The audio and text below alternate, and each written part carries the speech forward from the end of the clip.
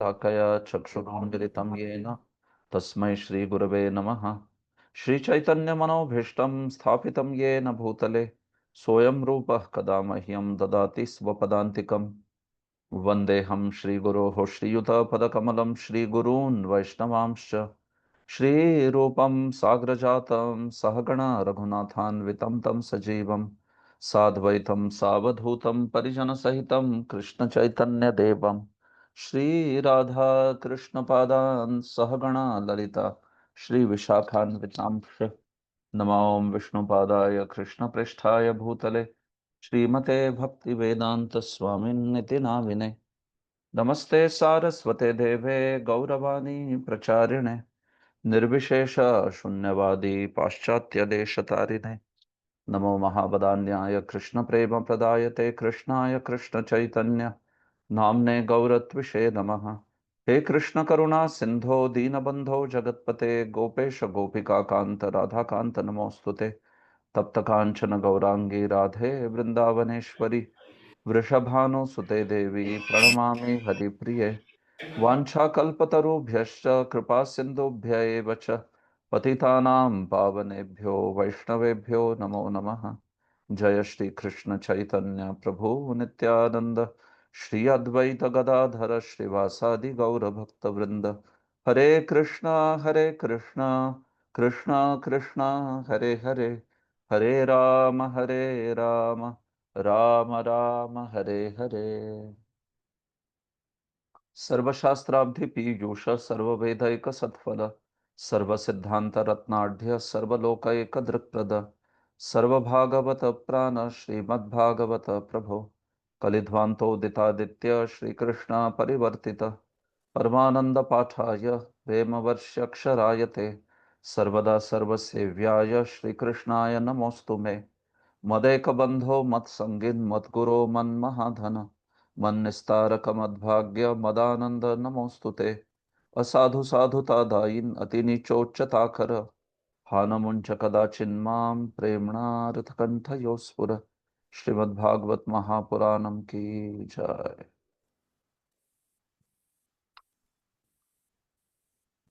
Hare Krishna. So my humble obeisances to all the devotees. So it has been a long time that we were planning to come in this batch of Bhakti Vaibhav for teaching, but somehow or other, my own engagement also after I have taken service in Mahavidyalaya, Bhagavad Mahavidyalaya, so it has got actually very much increased. So I serve as director of Mahavidyalaya, ISKCON Bhagavad Mahavidyalaya, along with my service in BVRV also. So because of that, I couldn't actually come for prior units. And also in this unit, because of some family emergency, so I had to change the plan, and first 3 days almost we couldn't take this unit.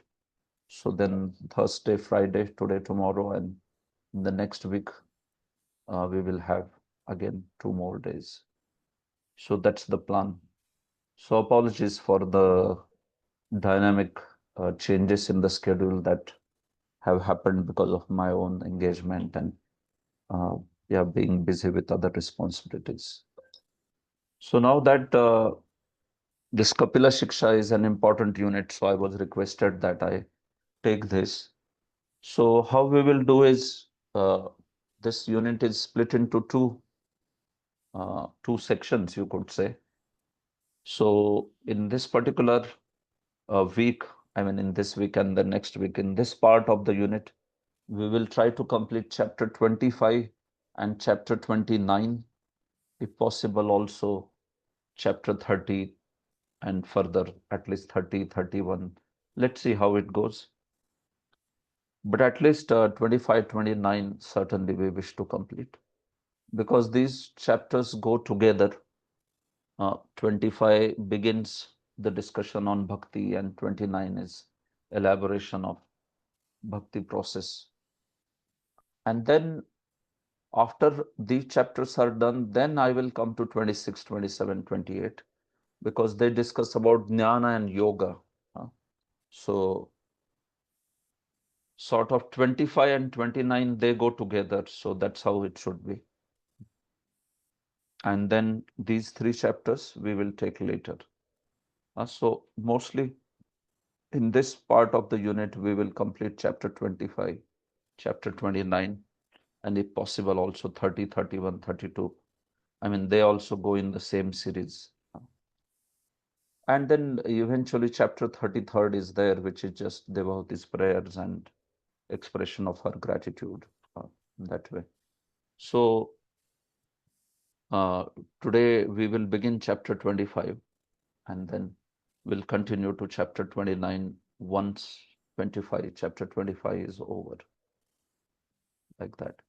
So just a minute.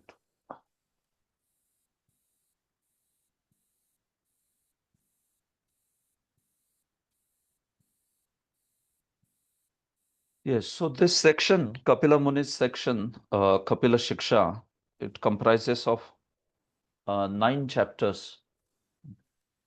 Chapter 25, 26, 27, 28, 29, 30, and then 31, 32, and 33.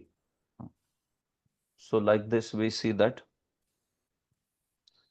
there are 9 chapters.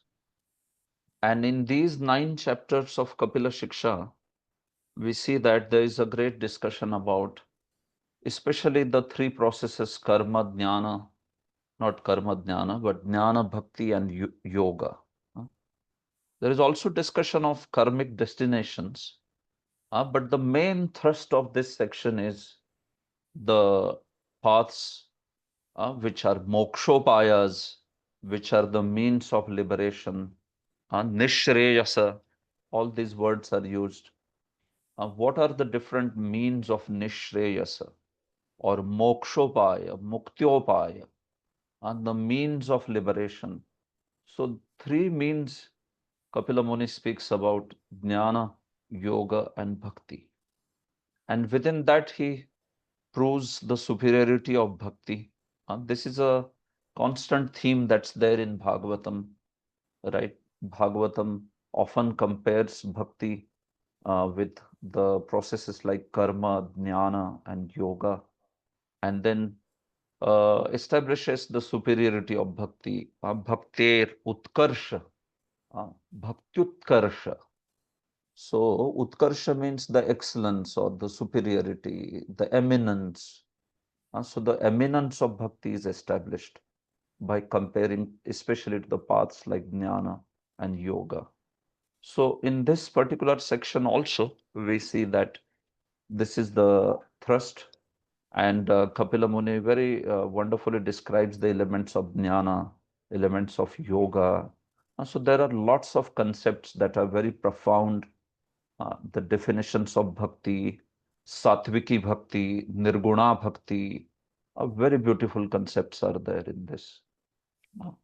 So we see that what is Saguna bhakti, what is Nirguna bhakti, what are the various kinds of Mishranas, what is yoga, what is Bhakti Mishra yoga, what is Yoga Mishra bhakti, what is Jnana Mishra bhakti, what is Bhakti Mishra jnana, what is Karma Mishra bhakti, what is Bhakti Mishra karma. All these technicalities will be clear in this particular section. So yeah, so let's begin.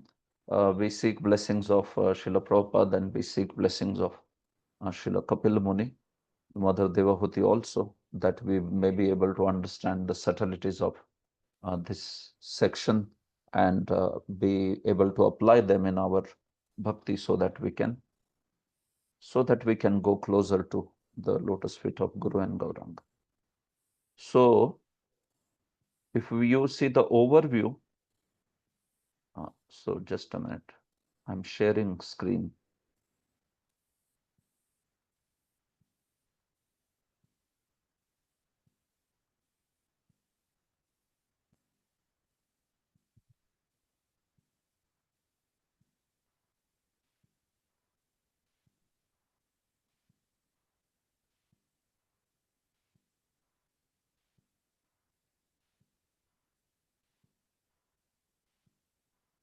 So this is chapter 25. This is the last part of third canto. So you have studied third canto. So third canto discusses the main topic of Visarga. Second canto discusses Sarga.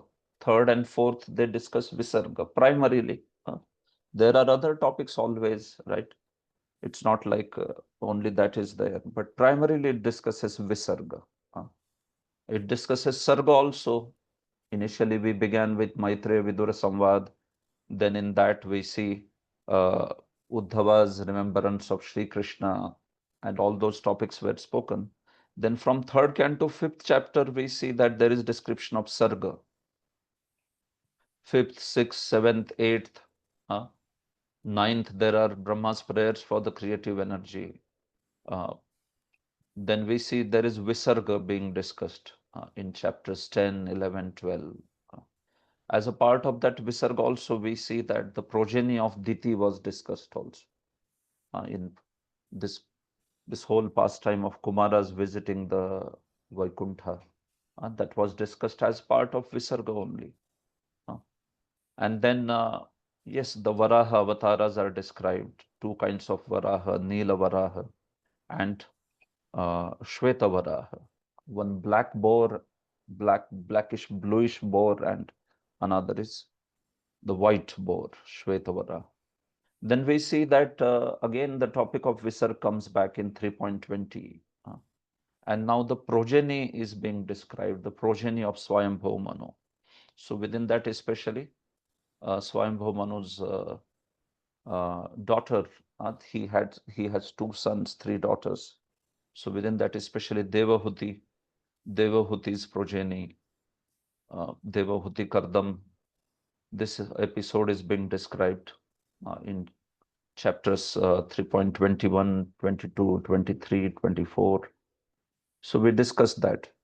And finally, it is ending with these teachings by Lord Kapila, Kapila Shiksha, which is the last part of this canto, but which is considered the most important section of this canto. So last is being, the best is being kept at the last. So all these teachings, within that we see that there are basically 7 questions that are asked by Mother Devahuti in these 9 chapters. So let's just get this overview. So you can see my screen. There are 7 questions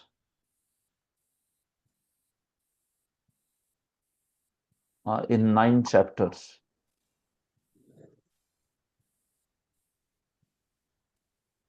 9 chapters of the Kapila section. So we see that chapter 25, there are 2 questions, question 1 and question 2. So these 2 questions, we see that they get answered in this chapters only. So what are question 1 and question 2? Question 1 speaks about mokshopaya. Mokshopaya. What are the means of liberation? And question 2 is about, it is about Uchita Bhakti. Uchita Bhakti.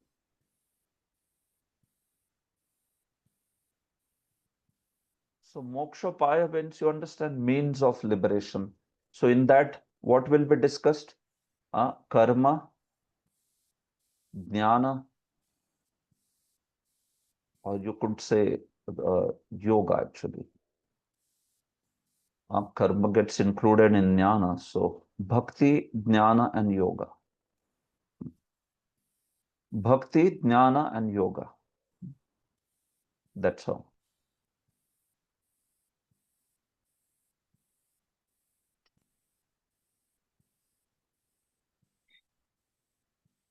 And then question 2 is about Uchita Bhakti, which means what is the best form of bhakti? Uchita Bhakti, Kachit Vai Uchita Bhakti. This is what Devahuti says. So Uchit, that word is there in Hindi also, right? What's the appropriate devotion? What is the perfect form of devotion? That's her question. Because in the name of bhakti, so many things can go on, right? Bhakti, we are born in India. We know what all ideas go on in the name of bhakti. People feel like Desha Bhakti. I mean, they use the word bhakti itself for anything, right? Desha Bhakti, uh, or we see Devata Bhakti, Ganesh Bhakti, uh, anything basically.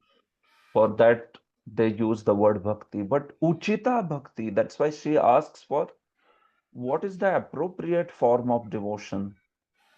Okay, you have to keep yourself on mute, huh? Whoever is not on mute. It's sometimes it's difficult for me to always mute someone. So please, you yourself take care. Or anyone who is assisting co-host or somebody can help in by muting the devotees who are unmuted.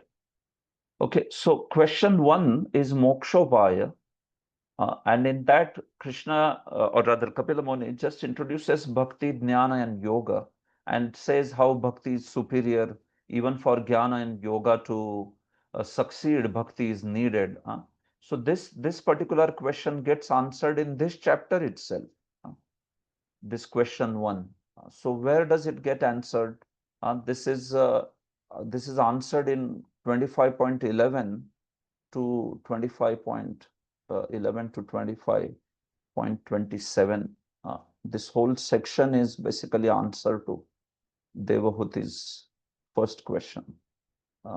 11 or 12, you could say. 11 is question actually, and 12 onwards. So this first question gets answered over here. What is the mokshopaya? And then question 2, Uchita Bhakti, that gets answered. That gets answered again here only, from 25.32 all the way to the end of the chapter. This is the answer to the second question.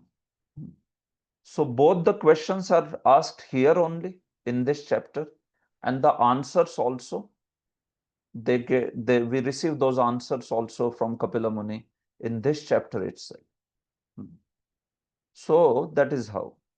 But in 25, there are two more questions asked, which are question 3 and 4. So there is question 3 and there is question 4. What is the question 3 about? She asks about Yataha Atma Tattvava Bodhanam. She asks about the process of jnana. Question 4, she asks about the process of yoga.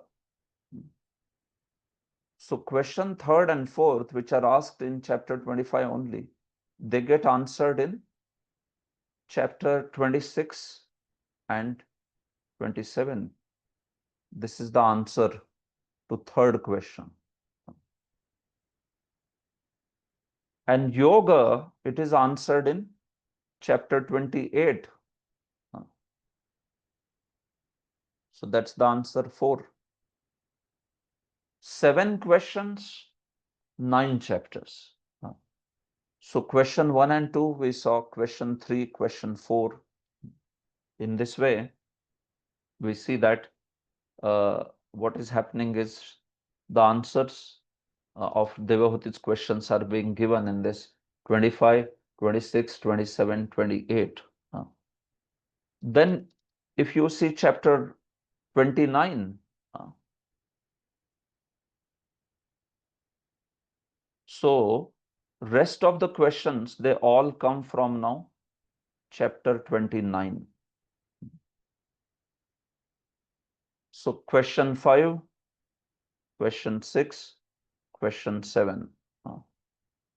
Chapter 29, we see that she asks the question about details of bhakti.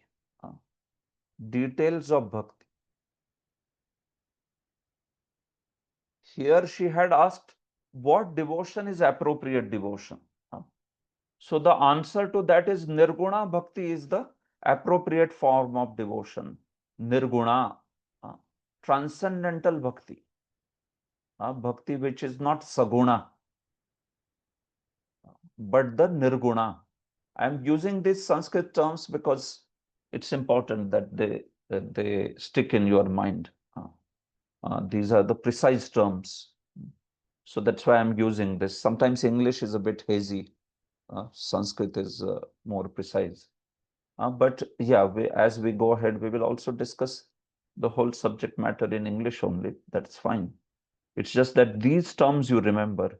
What is the Uchita Bhakti? What's the appropriate devotion? Nirguna Bhakti is the Uchita, not the Saguna. So then Devahuti, Mother Devahuti wants to know about the elaborate difference between Nirguna Bhakti, Saguna Bhakti, and other aspects like what are the obstacles on path of Bhakti and all that. So that's the question about details of Bhakti. And this Kapila Muni answers in chapter 29. So this question gets answered in chapter 29 almost from verse 5 onwards. Verse 6 onwards, we see that he answers this, and it goes on all the way, discussion almost up to text 34 or so, where the discussion of time comes in. So this goes on. She asks another question in chapter 29, which is about Kala, about the time, because Kala causes detachment, and detachment is also useful in bhakti. So she asks about Kala, and that is also answered in 29th chapter. We see that that's the last part, almost 34, 35 onwards to the end of the chapter is this only.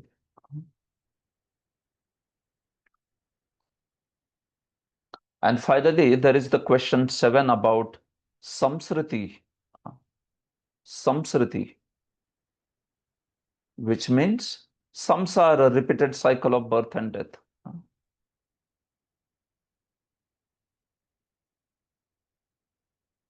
So this samsriti is answered into 3 chapters actually. Samsriti is answered as Satviki Samsriti, the destinations, the gati, you can say by Samsriti, what do we mean? The destination. So 3 kinds of destination Kapila Muni speaks. He speaks about Satviki Gati, which means destination in the mode of goodness. Satviki Gati. Then he speaks about Rajasi Gati.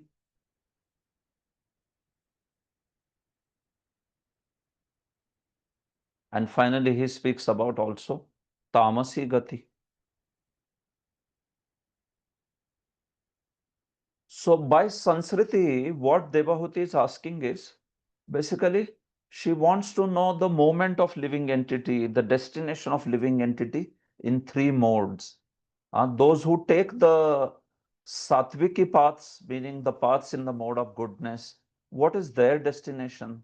Those who take the Rajasic path, what is their destination? And those who take the Tamasic path, what is their destination? So Satviki Gati is described in chapter 32.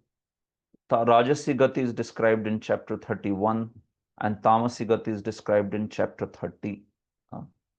So you can see these 3 chapters combinedly, they are answering the question 7.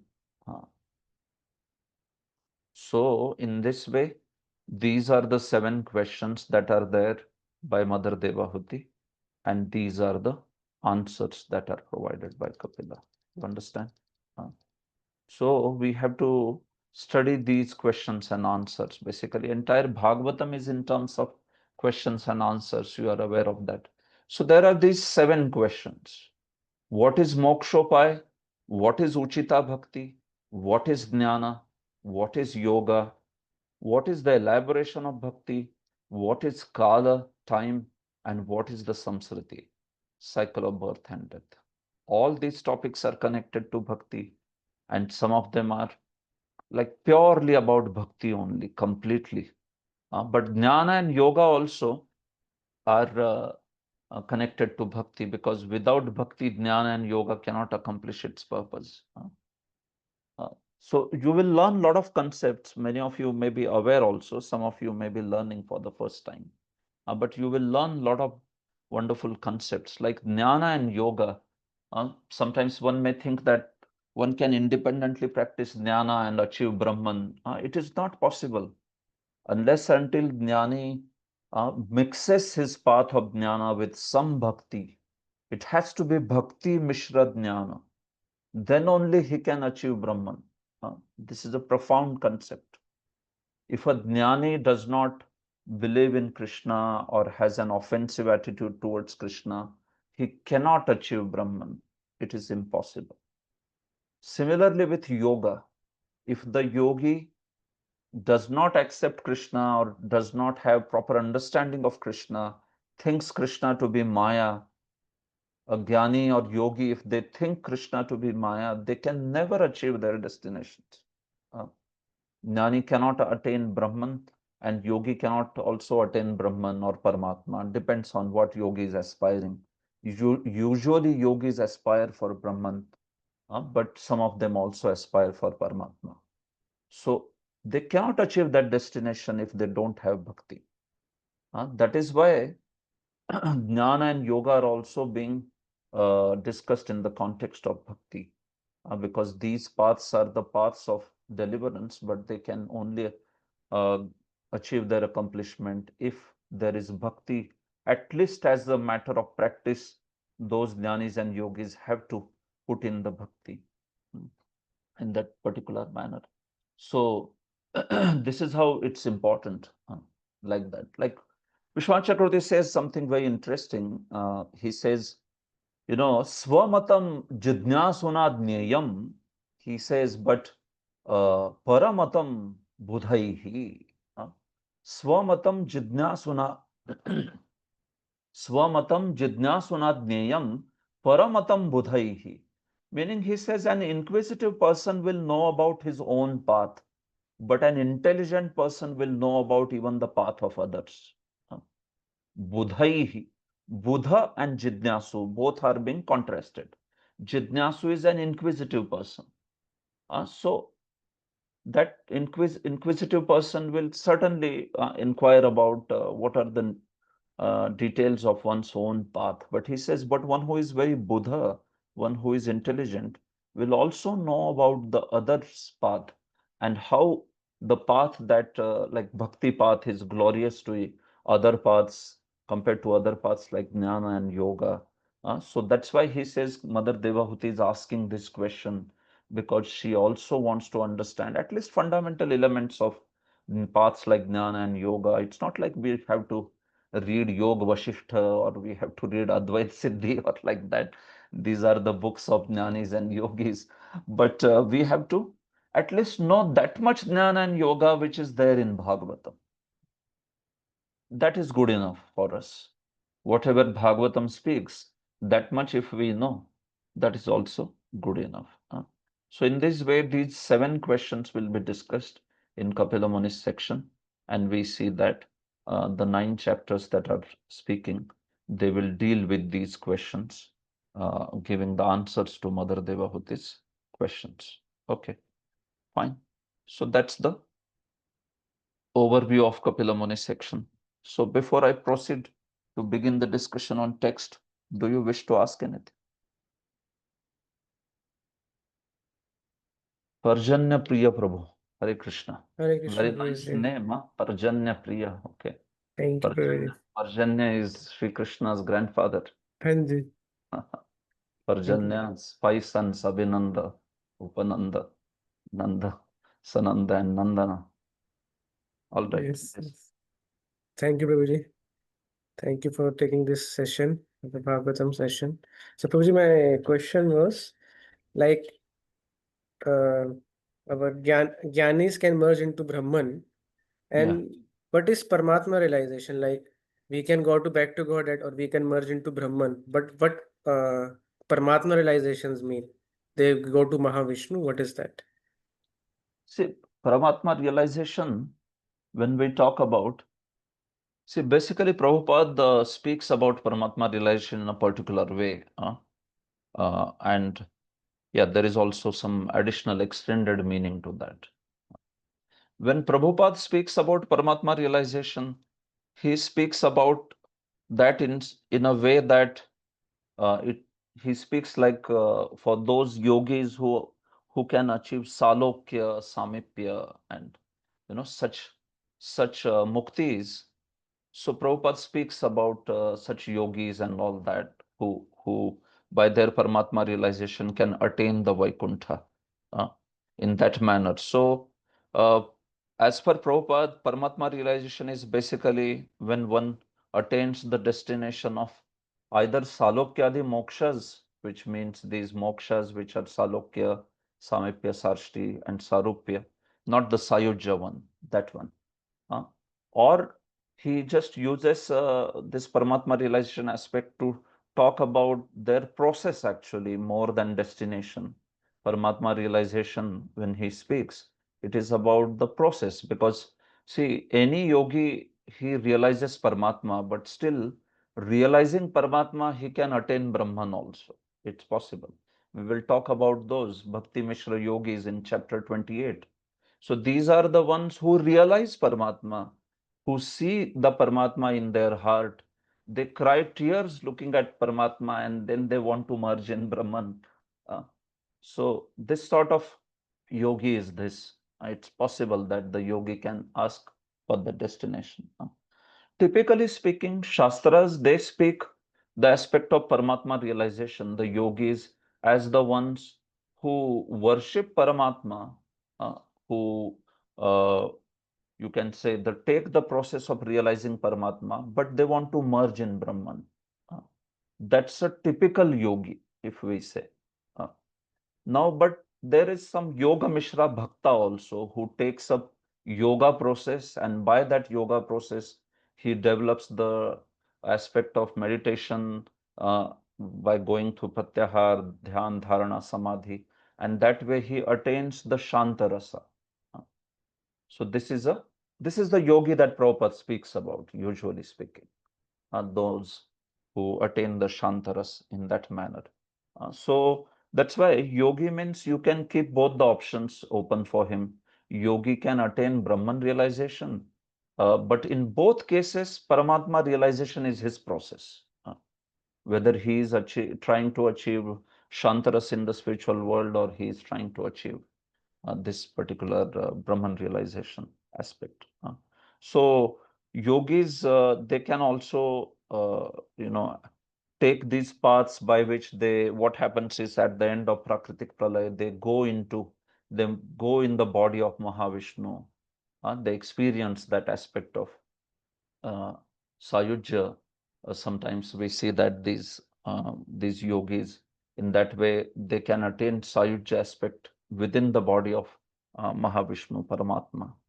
But then these yogis also, the eternal destiny, in the sense the destination that they have is basically Brahman. They get merged into Brahman as Advaitis. So that's the path of yoga. In that yoga path, you can find both these destinations. Okay. Thank you, Prabhuji. Anything else anyone wants to ask before we proceed? Guruji, we also hear, am I audible? Yes, Prabhu. Yes. Yes, ma'am. Like the Narada boy, or even Dhruv Maharaj, or even recently we were hearing the austerities by our Kashyap Muni. So practically most of their Aradhana appears not to be pure bhakti, but a lot of yogic things are involved and all those things. I was really, is it what kind of devotion Bhagavatam is trying to bring out in that way? Yeah, I don't yeah. understand.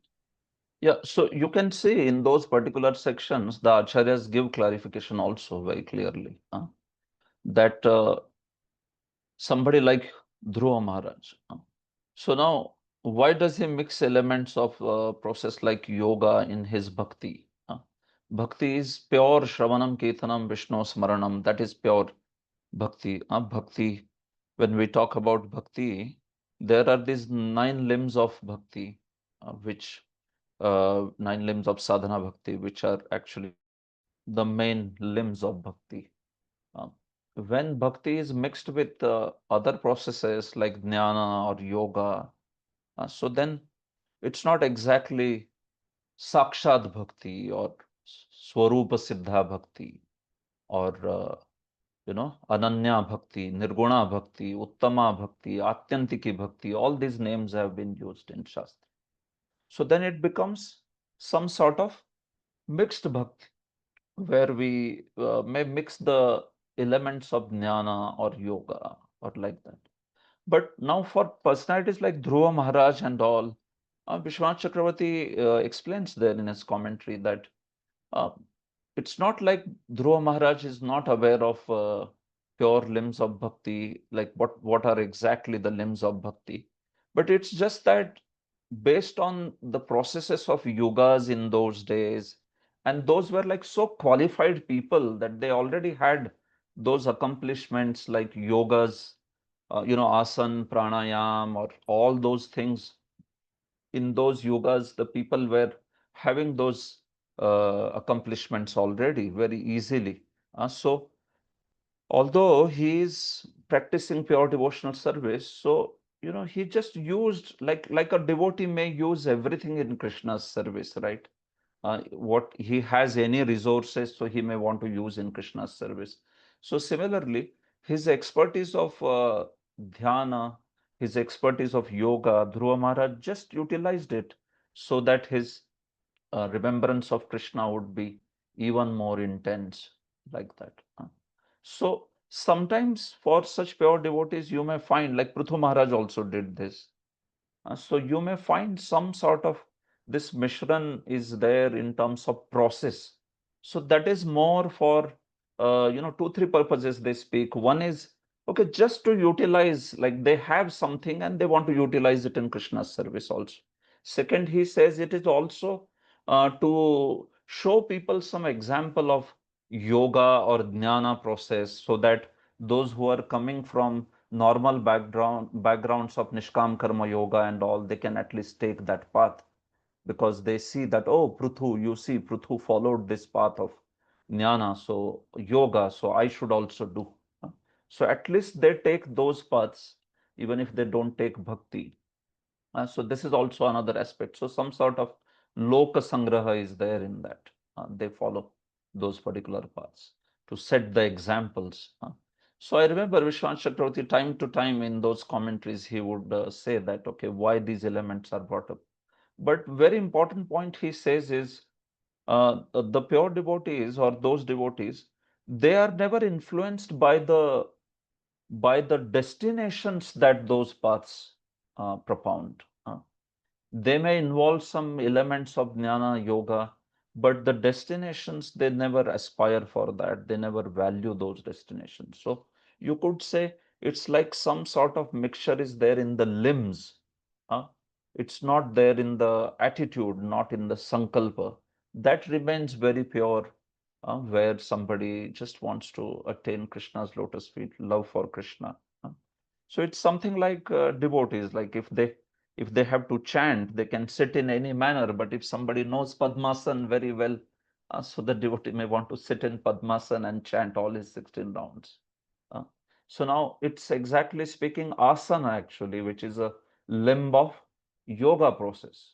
Uh, but that may be just utilized to practice this. So some yama, niyama, asan, pranayam is common. Vishwanath Chakravarti says in his commentary that he says yama, niyam, like we will see also here also in Kapila Shiksha. Certain elements go together, like yama, niyam is there. Yama has 5 aspects in it, niyam has 5 aspects in it, right? Ahimsa, Satya, Steya, Brahmacharya, Aparigraha. Now, this is followed also by devotees. Uh, So that way you can say that he is following the yama, the process of yoga. Uh, So, but how much process of yoga, right? How many limbs are being followed?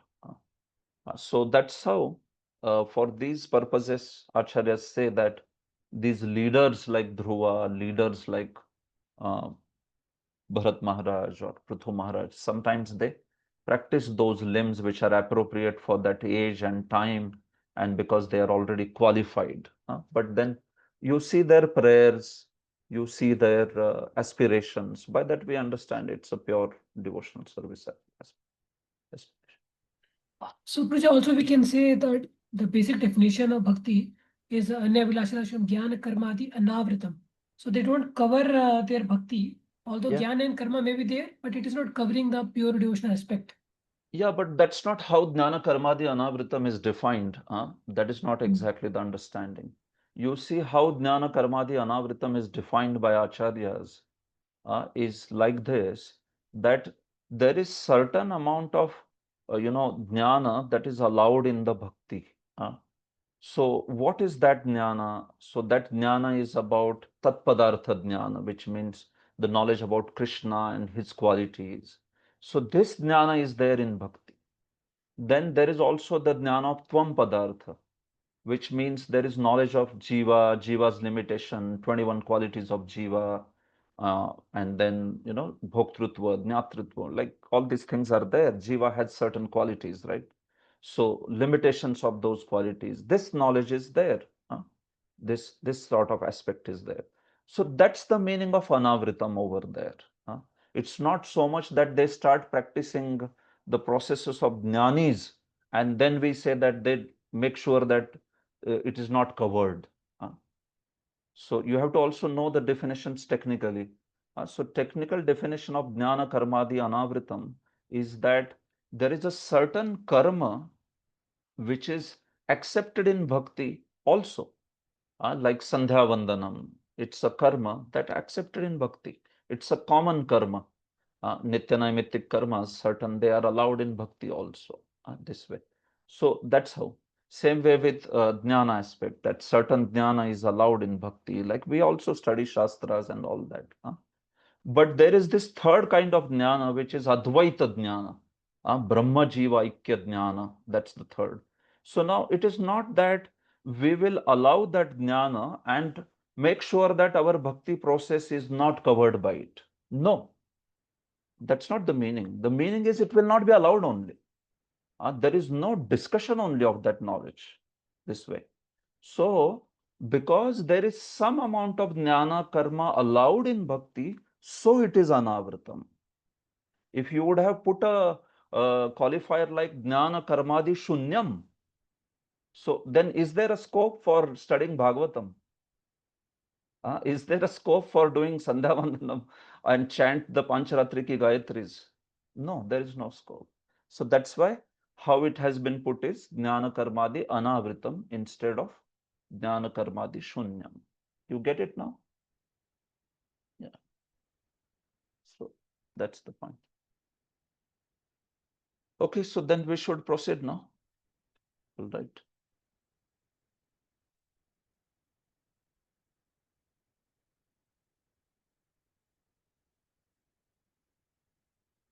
So chapter 25, the glories of devotional service. Text 1. So I'll read the text. I'll ask someone to read the translation. Then please oblige and read the translation.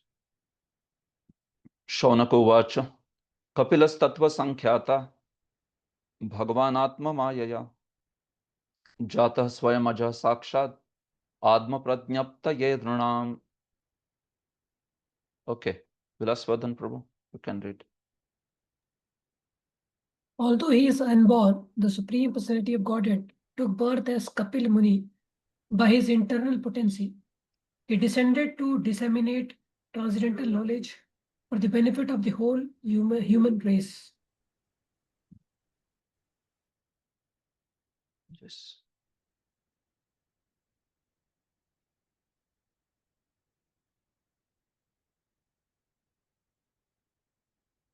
All right.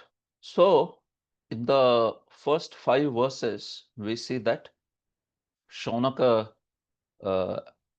expresses his desire to hear further about the Supreme Lord, and especially the teachings of Kapila Muni, the activities and the teachings of Kapila Muni. So Shaunaka's eagerness to hear further the teachings of, especially the teachings of Kapila Muni, that's described in first 5 verses, you can see here. So Shaunak Muni continued. There is this discussion between Shaunak and Suta Goswami that's going on. So this is Ukta Anuvad Purvakam. This is basically what has already been discussed. Uh, so he's talking about, yes, we heard about Kapila, who was born and he appeared by his own internal potency. And why did he appear?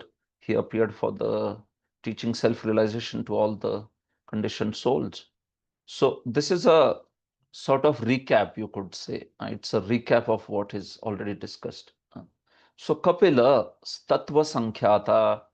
Kapila is known as Tattva Sankhyata. He is the propounder of this Sankhya philosophy. Sankhya. Samyak akhyayate yasmin tat Sankyam. What is the meaning of Sankhya? Sankhya has this word as Sankhya.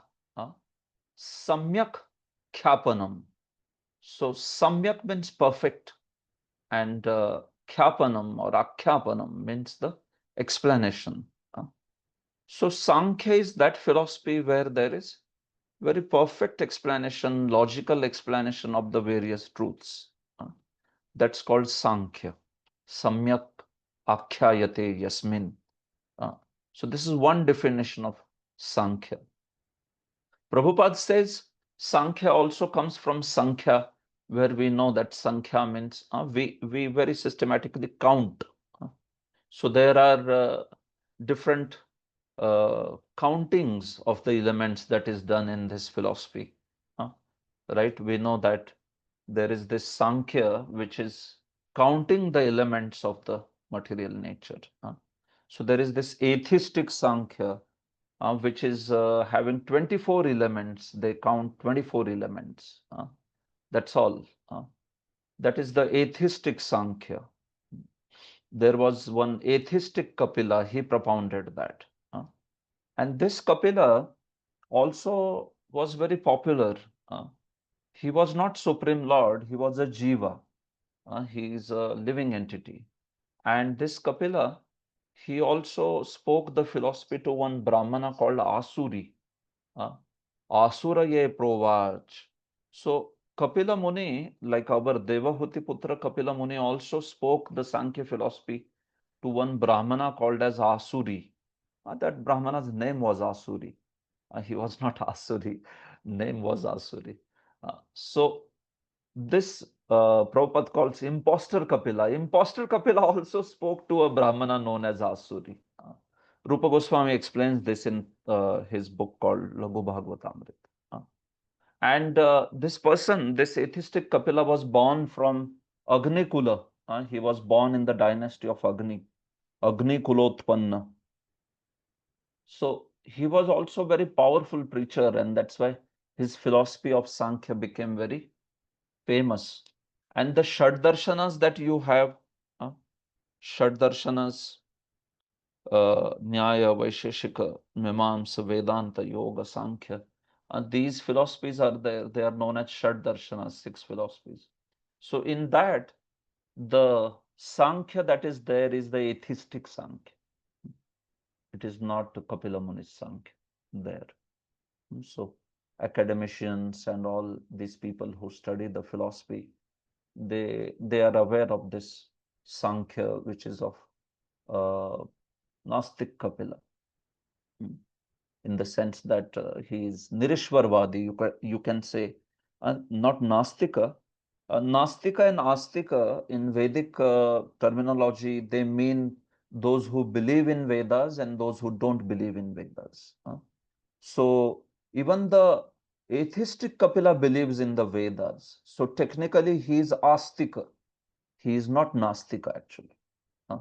Kapila is Astika Kapila because he believes in Vedas. He accepts the authority of Vedas. but he is said to be Nirishwaravadi. Although he believes in Vedas, but he does not believe in Ishvara. So Nirishwaravadi. So that is Nirishwaravadi Kapila, and that is the one who is, who is the other Kapila. But here Shaunaka is talking about Devahuti Putra Kapila. The Lord, he is Vishnu Tattva actually. Kapila is not Jiva Tattva, he is Vishnu Tattva. And we have heard, Shaunaka says, we have heard that how that Lord was, he appeared Jatah, by Atma Mayaya. See, whenever we hear about Bhagavan's appearance, no, this word will be very importantly there. Atma Mayaya, or such words will be there. Ajopi Sannavya Atma Bhutanam Ishwaropi Swan. Prakritim Swam Adhisthaya Sambhavami Atma Mayaya. There also, right? Atma Mayaya. So such words, they show that the appearance of Lord is not just ordinary, like some ordinary people of this world or even extraordinary people of this world. No, it is completely transcendental. So Atma Mayaya Jatah, Lord appeared by his own Chit Shakti, by his own desire, by his own love. The word Maya, Jiva Goswami always translates it as Kripa. Maya word can mean many things. Maya can mean Kripa. Maya can mean even Maya can mean knowledge also. Maya can mean illusion, and it can also mean knowledge. Maya Vayune Jnanam. Maya can also mean Jnanam, which means the knowledge, which means proper Vidya.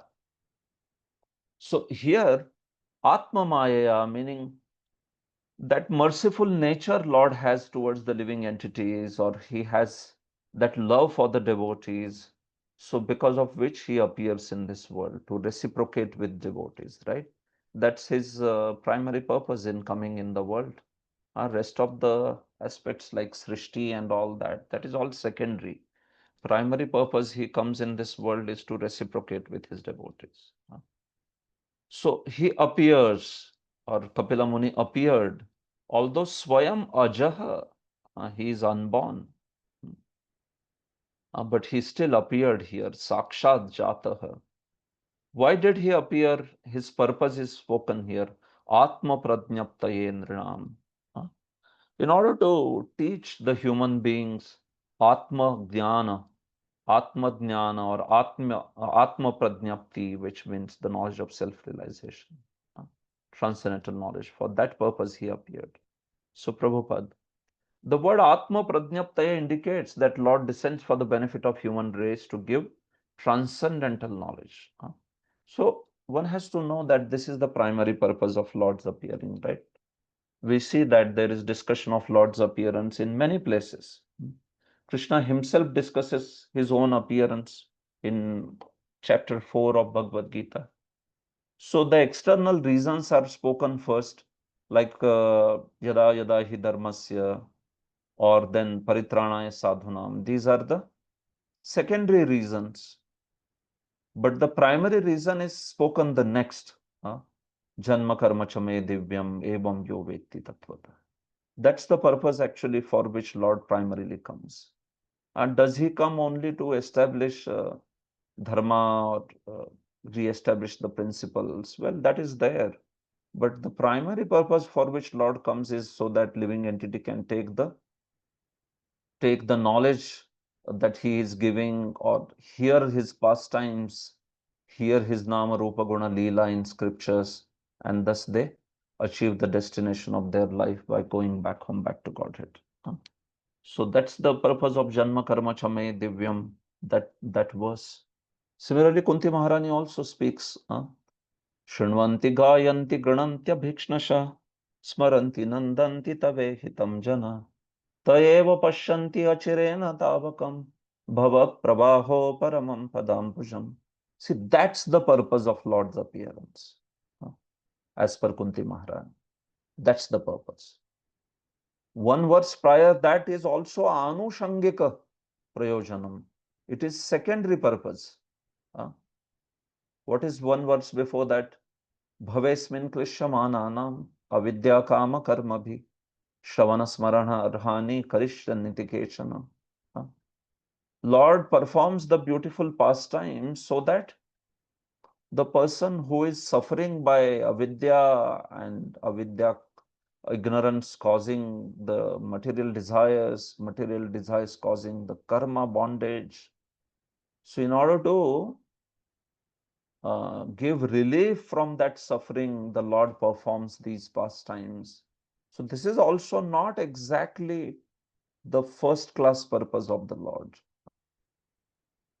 Because yes, this is anushangika, this is a concomitant result of the Lord, that one will become free from the suffering of this world.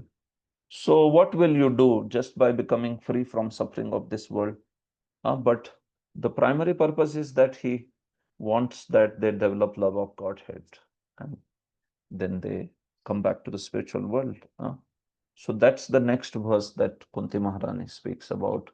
So anyway, my point here is that Atma Prajnaptaye, this aspect of transcendental knowledge, that's the greatest gift by the Supreme Lord, actually. And that's the greatest gift even in the association of devotees. Sometimes in the association of devotees, we may be, little bit feeling inconvenience because sometimes there is, sometimes there is not much facility, or sometimes there may be facility, but then there may be other issues like certain aspects of restrictions or like that. Or sometimes it may not be like that also, but then, our own mind and senses may make us feel like certain conditions are very unfavorable. Uh, the devotees are not very respectful. The devotees don't speak to me sweetly. Mind can make us think of all these factors.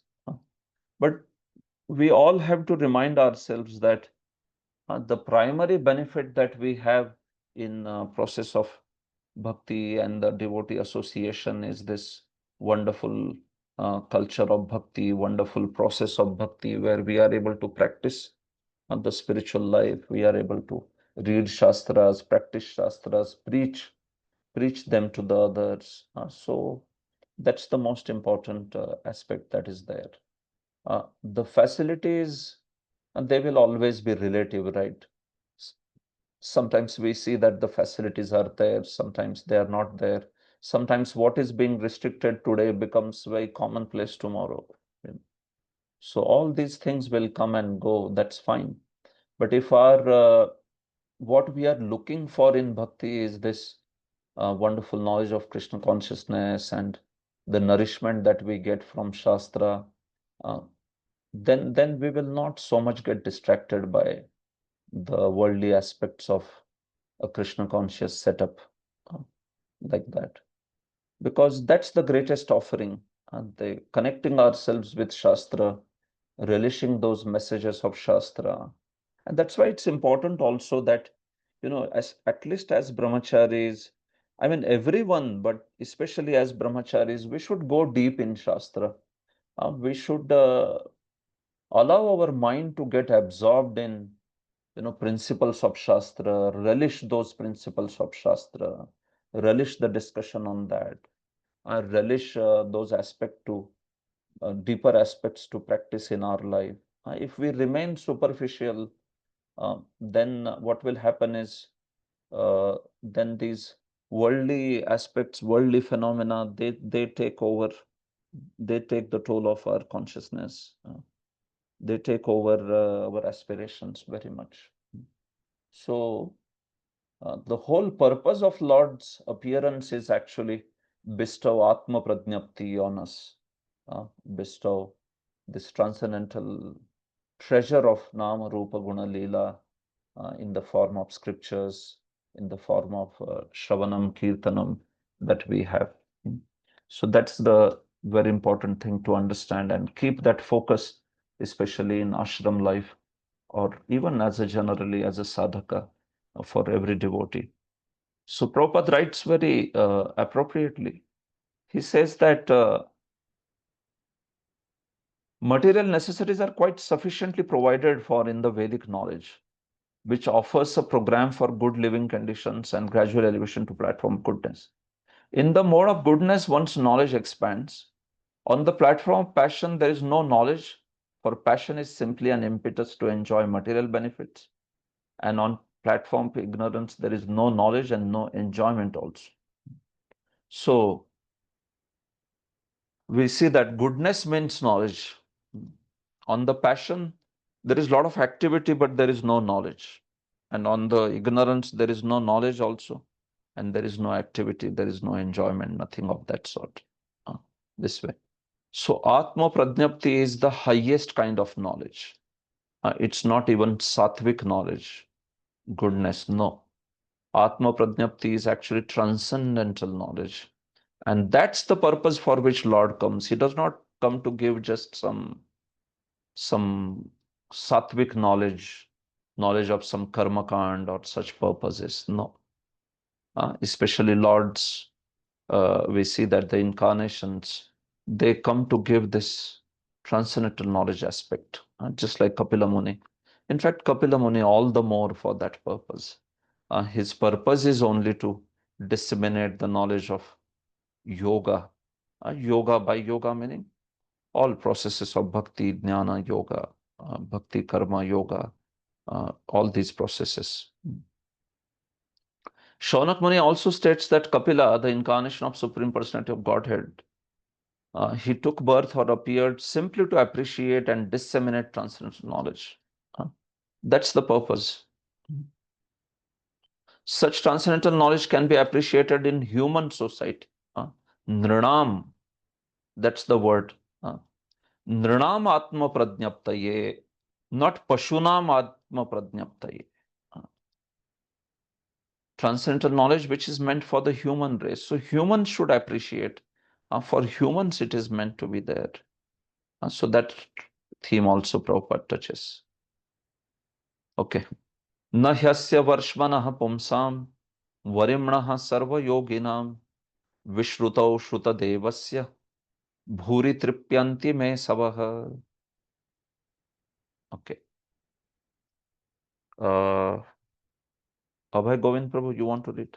Yes, Puji. Shaunaka continued, there is no one who knows more than the Lord himself. No one is more worshipable or more mature a yogi than he. He is therefore the master of the Vedas, and to hear about him always is the actual pleasure of the senses. Yeah, thank you. So we were talking that how Shaunaka is expressing his eagerness, right? So you can see here very clearly his eagerness is coming out. Me asavah, my life heirs, bhuri na tripyanti.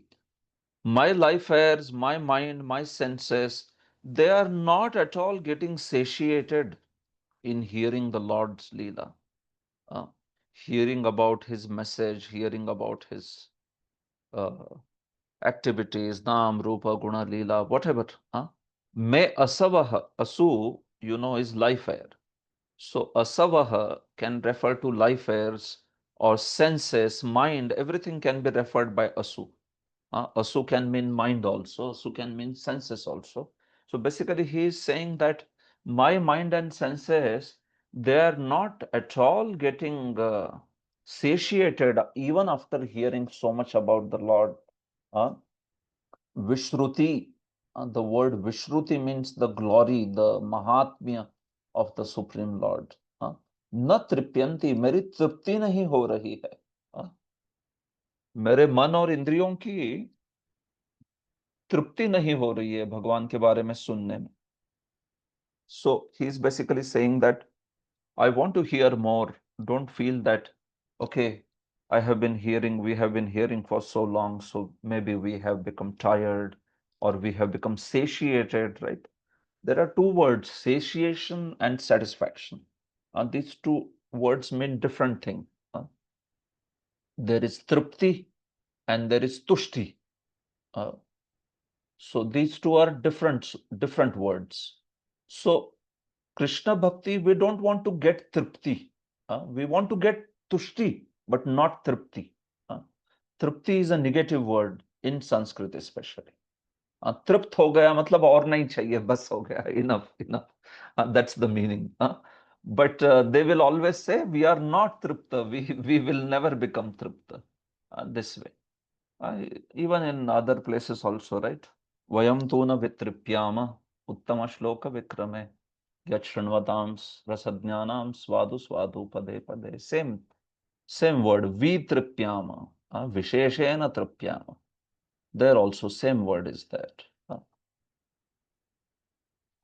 So the point is, yes, he is saying, Shaunaka, that in hearing the Vishruti, in hearing the Mahatmya of the Supreme Lord Kapila, who is described as Pumsam Varshmanaha, Pumsam Varshmanaha, which means he is the greatest amongst the Purushas, Pumsam Varshmanaha, Sarva Yoginam Varimnaha, and he is also the greatest of the most superior of, or the greatest of all the yogis also, right? Kapila Muni is Yogeshwara himself. So he is Supreme Lord. That's why it is said he is the greatest of all the Purushas. And there are yogis or Yogeshwaras also, like Dattatreya. Lord Shiva is also known as Yogeshwara. But Kapila is even, you can say, because he is the Supreme Lord, so he is greater than even them. Yogeshwareshwara. What to speak of yogis, Yogeshwaras, this is Yogeshwareshwara. Sarva yoginam varimnaha. He is varimnaha, vara means great, varimnaha, which means he is the greatest of all of them. So I am not at all satiated in hearing his glories, although I have heard from you, but I still want to hear. We all still want to hear more and more. And Shruta Deva, this word has come. So Shruta Deva is actually being used for not for the Lord. Shruta Deva is basically being used here for Kapila, for Shaunaka himself also. It is also being used for the Lord, like Prabhupada gives the meaning as master of the Vedas. Shruti is the Vedas and Deva, one who is master of the Vedas. But this word is also being used for Shaunaka himself. Shruta Deva. मुझ श्रुतदेव की कोई तृप्ति नहीं हो रही है. Like that he is saying. How is he Shrutadeva? Because one who has heard about Deva, the Supreme Lord, a lot, that person is known as Shrutadeva. That is Shrutadeva. So here it's referring to Shaunaka also, one who has heard a lot about the Supreme Lord, but still he wants to hear more and more and more and more.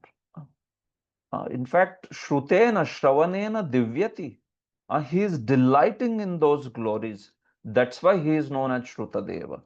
Because Shaunaka delights in the glory of the hearing, in Deva, there is the sense of delight, Divyati. So, because he is getting a great happiness, bliss, delight in Krishna's glory, in Kapila's glory, so that's why also he is known as Shrutadeva. So I'm telling you different meanings here, right? One meaning is the master of the Vedas, which is for Kapila, but it is also that this word has been used for Shaunaka. And I told you two meanings of that. One is that one who has heard about Deva, meaning the Kapila, again and again and again. Second is also Shruta Deva, means one who takes a great delight in hearing. So we have to become Shruta Deva in that sense. We all want to become Shruta Deva. What happens is we get satiated oftentimes, right? We feel like we are tired, we are satiated, we don't want to hear more than that. But especially hearing aspect. And hearing includes reading also. Sometimes devotees want to distinguish reading very much from hearing. But that's not how Shastra speaks. Shastra speaks hearing as well as reading, both.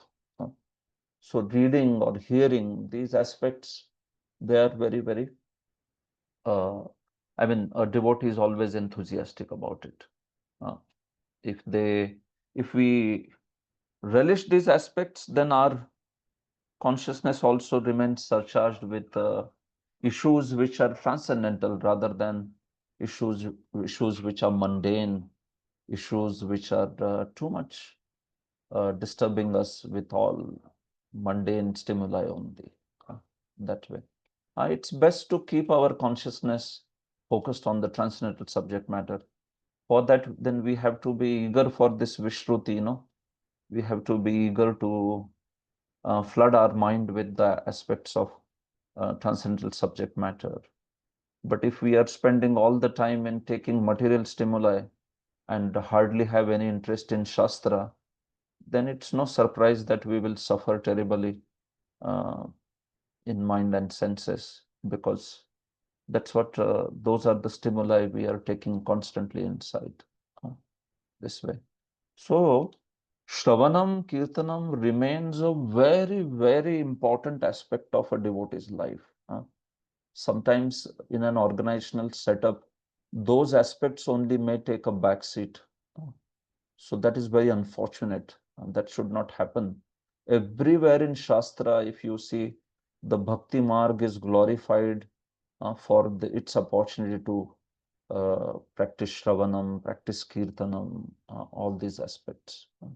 So that's why it's important that they become part of our life. And that's the life actually, not part of life. That's the heart of a devotee's life. Matchitta matagata prana bodhayanta parasparam kathayantascha mam nityam tushyanti cha ramanti cha. This way. So in all our services, no matter whatever services we have given by superiors, we should put our great heart in it. But the Shravanam and Kirtanam remains the constant factor no matter what service you render.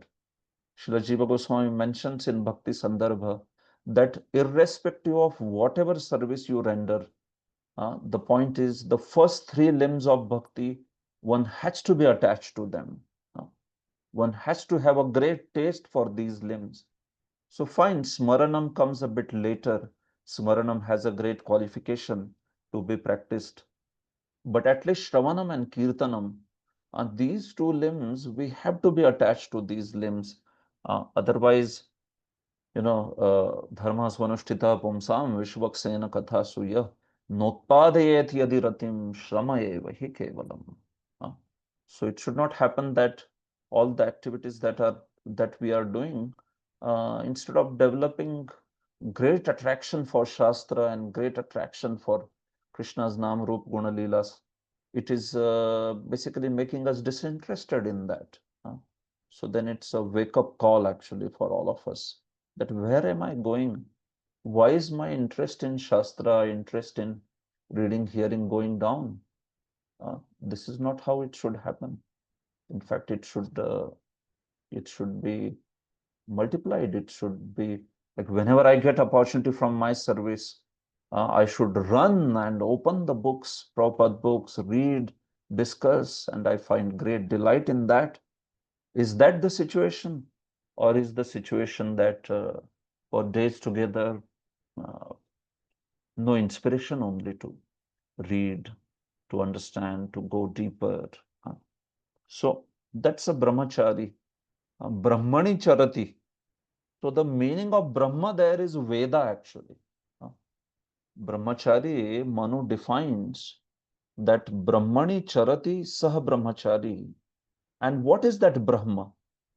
So he says that is Veda, that is Swadhyaya, that is the study of the Shastras. Study, of course, for the purpose of purifying our heart, practicing, and also preaching, and not studying for the just sake of developing some information. But the point is, yes, Brahma means Veda there. That's how it is defined. You take any Smriti context. In Brahmachari, the Brahma means Veda. And that Veda is basically signifying the Shastra. For us, followers of Vaishnavism, that would mean Srimad Bhagavatam. That's our Veda. Panchama Veda, like that, in that way. So, Bhuri na tripyanti, my life affairs, my mind and senses, they are not at all getting satiated, but rather they feel that I should hear more and more and more, relish more and more. This way. Prabhupada. So Prabhupada speaks about how Kapila is the greatest because he is Supreme Lord. He is not Jiva Tattva, but he is Vishnu Tattva. Nahyasya Varshmanah Pumsam. Amongst the living entities, no one can surpass the Supreme Person because no one is richer, more famous, stronger, more beautiful, wiser, or more renounced than he. So that is Varshmanah Pumsam. He is the greatest. Hearing from Krishna or his expansion or plenary expansion like Kapila is very pleasing to the senses. Bhagavad Gita can be read or heard many times, but because it gives great pleasure, the more one reads the Bhagavad Gita, the more he gets the appetite to read and understand it. And each time he gets new enlightenment. So Prabhupada is speaking about not being satiated by going through the scriptures again and again. Bhagavad Gita, Bhagavatam. See, one of the important things why we become satiated in hearing Shastra or reading Shastra is because we are not very shrewd and prudent in understanding deeper aspects of the Shastra. See, if every time you read Shastra, you are not going to enhance your understanding, it is very likely that you will find it boring. This is how it is. So actually speaking, the Shastra has to be studied. It's our responsibility. It's the responsibility of teachers. It's the responsibility of those who are studying to make sure that the Shastra does not turn into a ritual. If 20 years you are going to speak the same thing on that purport, then it is quite humane that the person may feel like, well, this is just so hackneyed or repetitive. It is not that we should have attitude towards Krishna Katha, just like we have attitude towards mundane things of every time just new. No, we don't have that. We don't have to have that attitude. Agreed. But it's not that we should be foolish and we should be, what you can say, naive to just read something mindlessly again and again and again without going into deeper aspects of that. With the lack of enthusiasm that is there in Kali Yuga, with the lack of time and resources that we have in Kali Yuga, why not do our reading, hearing, study in such a way that we can go, very deep in the aspects of Shastra. As a teacher of Shastra, I have seen this thing that because as we read further, the deeper aspects are not shared. So that's why people sometimes lose the interest in Shastra also. You start people giving deeper and deeper aspects by going through Prabhupada's words in a deep manner, by studying commentaries, by going through deeper books like Sandarbhas. You see, so much of relish of Shastra will remain. So it's a collective responsibility of teachers as well as the students that we don't make Krishna Katha into a hackneyed kind of presentation. We keep it lively, we keep it with full of the deeper aspects and all that. I think they're not able to hear, Puji. They're not able to hear? Haribol, you're not able to hear? Really? We are able to hear, Puji. I'm able to hear. Anyone was not able to hear? Classroom people, I think they were raising hands. Haribol, there we can ask the office person. से उनको आवाज ही नहीं जा रहा है। Classroom devotees, huh? Yes, Prabhuji. So then there has to be some issue on their end, right? Yes, Prabhuji. There and only. I'll immediately call the BBRB person there. Okay. Prabhuji, I can ask one question meanwhile. You want to ask Pandurang Sharan Prabhu? Yes. Prabhuji, this Nastik Kapila, he doesn't believe in Ishvara, but he believes in Veda. So he's he's Astik, but he doesn't believe in Ishvara. So how, like, Vedas everywhere Ishvara thing is mentioned, and if he doesn't believe, then how we consider him as believer of Veda?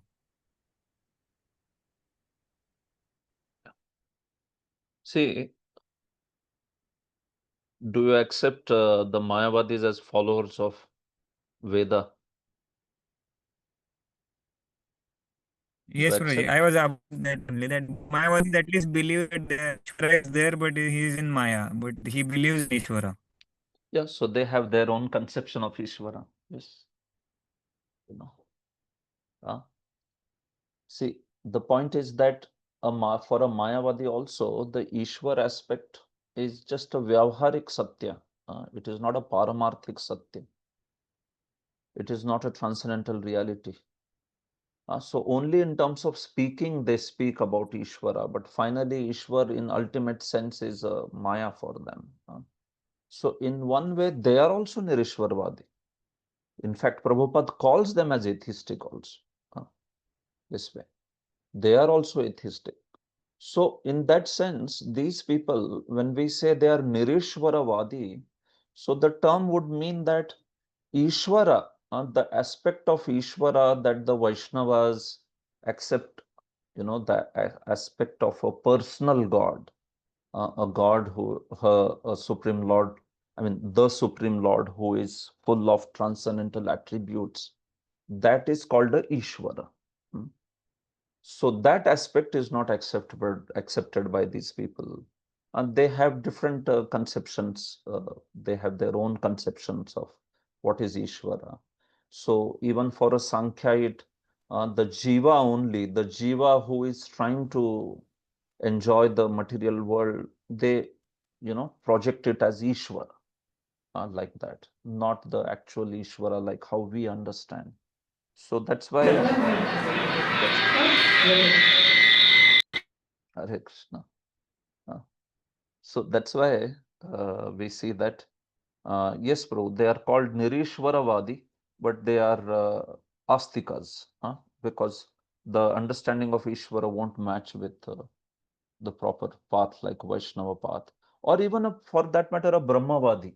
Even he has right conception of Ishvara. Brahmavadi is different from Mayavadi, right? So even a Brahmavadi has proper conception, but they don't have that kind of conception only. The Sankhyaites or the Mayavadis. So that's why they will be considered Nirishwaravadi. Now, especially if you want to say Mayavadi, so for a Mayavadi, the Nirishwarvadi word is not so much used. I was talking more from atheistic word that has been used by Prabhupada. Mayavadis are not considered exactly Nirishwarvadi. They are considered to be Advaitavadis, or they are considered to be Nirvisheshvadis, these people. But the terms, like for Sankhyaits, I said Nirishwara from that angle because he does not accept Ishvara with transcendental attributes.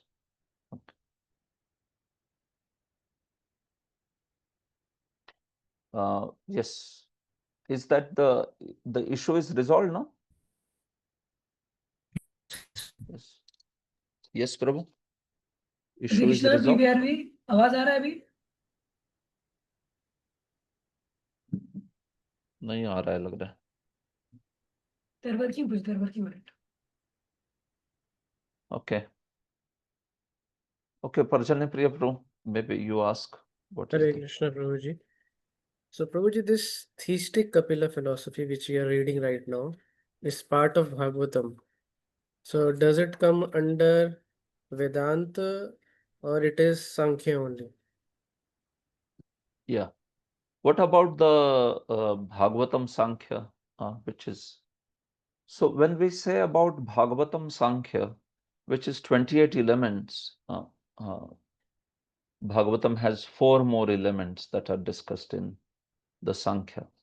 So these 28 elements, this particular Sankhya, so it is actually Savishesh Sankhya, or you can say this is the Sankhya which is Bhaktimaya Sankhya. So does it, see, it is basically Sankhya, the philosophy is Sankhya. But then, because here it is an aspect of Bhaktimaya Sankhya, so, you know, apart from those 24 elements, there is the element of 25th element of Jiva, and 26th element, there is Kala also. Then there is aspect of Paramatma, that is also discussed. And then there is aspect of Pradhan or Prakriti, that is also discussed. So if you add those elements, it's actually Vedanta, because these factors are discussed in Vedanta like that. So Sankhya and Vedanta, they are not so much diverse, Prabhu. What happens in Sankhya and Vedanta is fundamental principles of Sankhya, they are accepted within the Vedanta category also. But because the atheistic Sankhya, it does not accept Ishvara. While in Vedanta, the Ishvara gets added. In Vedanta, we see clearly the discussion of Ishvara would come into picture. Also, this aspects like Ishvara's Savishesh nature and all that, and that will become part of Vedanta under Prayojana. Vedanta Sutra discusses, Vedanta Sutra has sadhana, adhyay, phaladhyay. So in sadhana, there is process of bhakti being discussed. In phaladhyay, last chapter of Vedanta, Prayojan is also being discussed. So all these aspects are there in Vedanta, which are not there in Sankhya. But if you have devotional Sankhya, then these aspects are also there. So in that sense, it's a perfect philosophy. We can call it as Sankhya also, we can call it as Vedanta also. You know, if it was only Nirishwarvadi, you can distinguish very clearly there. Make sense? Yes, Prabhuji. Thank you, Okay. Prabhuji. Yes. So we should go ahead. What's Yes, happening? Prabhuji, their devotees have then alternative something. You can continue. Okay. So what I'll Oh, yeah, do, we should. yeah, what I'll do is I will take up to 5th verse and then, yeah, I'll take up to 4th verse and then pause for Gayatri. Okay. Yeah.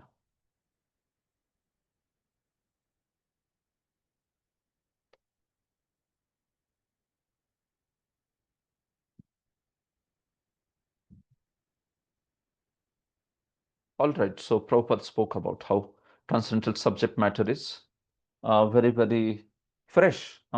So basically, I was saying that thing that, see, it's our responsibility that we give the freshness of transcendental subject matter. As a teacher, if you cannot give deeper insights into the subject matter, uh, and then expect the students also to sort of just keep the same enthusiasm to for a repetitive kind of hearing or study or like that. So although it is justified, but my point is that as a good teacher, as a good sharer of Krishna conscious knowledge, it's our responsibility also that we make it more interesting by teaching the deeper aspects. So that's why there is no end to the depth of Shastra that we can go into. And it's very much encouraged also by our acharyas, by all the previous acharyas, by Srila Prabhupada also. So sometimes I really feel unfortunate that devotees, on one hand, they basically don't take any efforts to go into deeper applications, deeper understanding of the text.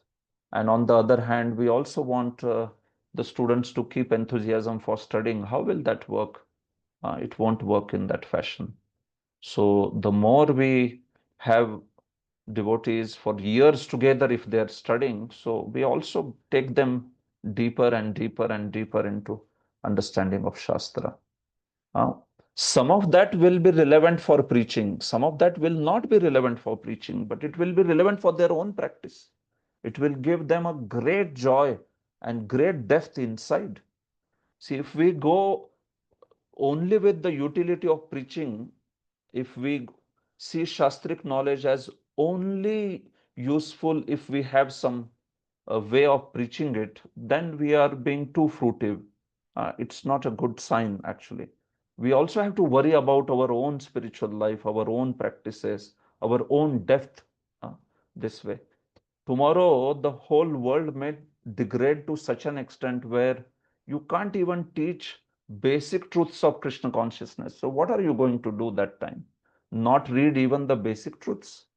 Why? Because it's not relevant for preaching. No, we also live as a sadhaka. We also have our aspirations as a Gaudiya Vaishnava. And those aspirations have to be cultivated irrespective of the preaching service that we have. In preaching service, we want to share knowledge as relevant to the audience. It's not that we want to bombard something lofty to newcomers. That would be a great disservice. But it's not also like that you bombard the newcomer stuff to the experienced devotee. That will also be a great disservice. So if we want to raise the standard of our own aspirations, consciousness, discussions, sharing of Krishna consciousness, then you also have to take the subject matter deeper and deeper and deeper by studying it in the proper fashion, by studying it in the proper traditional manner, understanding those elements and taking them further deeper. So just as we have the responsibility of keeping Krishna consciousness interesting, like that. We have the responsibility of keeping the Shastra study interesting. And as teachers, most of you are also teachers. All of us are like that, right? We are teachers to one audience and we are audience to another teacher. Each one of us is like that. So we take that responsibility of also offering the teaching in a way that it is interesting, it is deeper, it is at least doing justice to the degree that our acharyas and Prabhupada have given it. This way. Yad yad vidhatte Bhagavan swachhandatmatma mayaya tani me shraddadhanasya kirtanyanya. Okay. Yes, Parjanya Prem Prabhu, you want to read? Therefore, please precisely describe all the activities and pastimes of the personality of Godhead, who is full of self-desire and who assume all these activities by his internal potency. Yeah, thank you. So that's why he is saying, Yadyat vidhatte Bhagavan. All those activities which the Supreme Lord manifests, which the Supreme Lord performs, and he is said to be Swachandatma. Bhagavan is said to be what? Swachandatma. That's the word. And then next is Atma Mayaya. So that word we have seen anyway. But Swachandatma is one word used for Supreme Lord over here. So what is Swachandatma? What it means is basically he is independent Supreme Lord. He comes by his own will in this world. Swachandatma. Or there is a very beautiful meaning given by Vishwanath Chakravarti, Sridhar Swami, to this, is that Swachandatma, Svesham Bhaktanam Chandasa. He says Swa here refers to the Supreme Lord's devotees and Chanda refers to the desire. So Swachanda means one who appears in the world due to desire of his devotees. He appears in this world in order to fulfill the desire of his devotees, reciprocate with his devotees. Like Narsimhadev appears to reciprocate with Prahalad. So the last word Atma here refers to Deha, actually body. Swachandatma means Atma or Deha, the body the Supreme Lord, manifest his body owing to the desire, chanda of his devotees, swa. हाँ, ये बात है। हाँ, उनके भक्तों के इच्छा के अनुसार जो देह प्रकट करते हैं वो हो गए स्वच्छंदात्मा। You understand? So that's the Lord. For him to manifest his pastimes, his devotees are the main cause in that. He comes to reciprocate with his devotees and thereby also reciprocate for all the future generations by living the subject matter of Shravanam Kirtanam for them. So that's why he is telling, Shaunak is saying, please, Tani me Shraddhadhanasya Kirtanyani Anukirtaya. I am having great faith in these pastimes, these teachings, these qualities of the Lord. And these pastimes of the Lord are Kirtanani. They are worth glorifying. So Anukirtaya, please speak to them, explain to them as you have heard them from your spiritual master.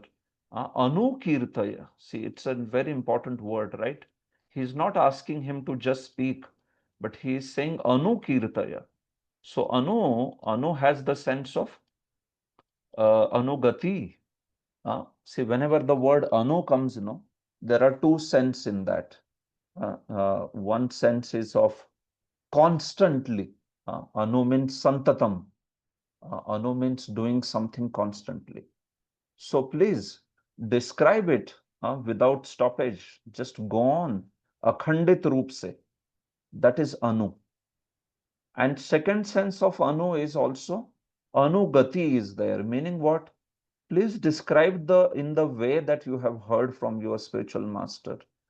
Describe in that authentic manner. Of course, it's not that Shaunaka has to tell this to Suta Goswami. Suta Goswami obviously will describe in the way that he has heard in Parampara. He's not going to speculate something out of his own mind. But still, the way is that's what is the way. I mean, that's what is the way of Bhagavatam, that Anukirtanam, please do Anukirtanam. That's what they will say. Because whenever we are speaking Bhagavatam, we have to speak it in the line of Shastras. Anukirtanam means you have to understand the purpose of that text. You have to understand what does the text stand for, and then explain with the mood and mission that Prabhupada or the Acharyas are providing.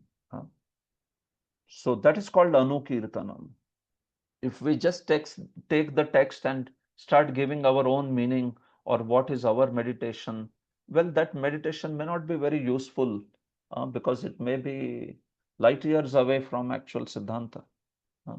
So that's why first and foremost, we have to read and hear what is the thought process on that particular verse by our acharyas.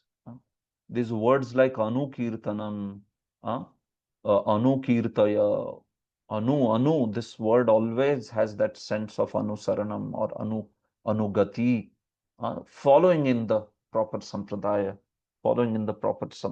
philosophy. Prabhupada also focuses on Anukirtaya, you see. The word Anukirtaya is very significant. Anukirtaya means to follow the description, not to create a concocted mental description, but to follow. Shaunakrishi requested Sud Goswami to describe what he had actually heard from his spiritual master.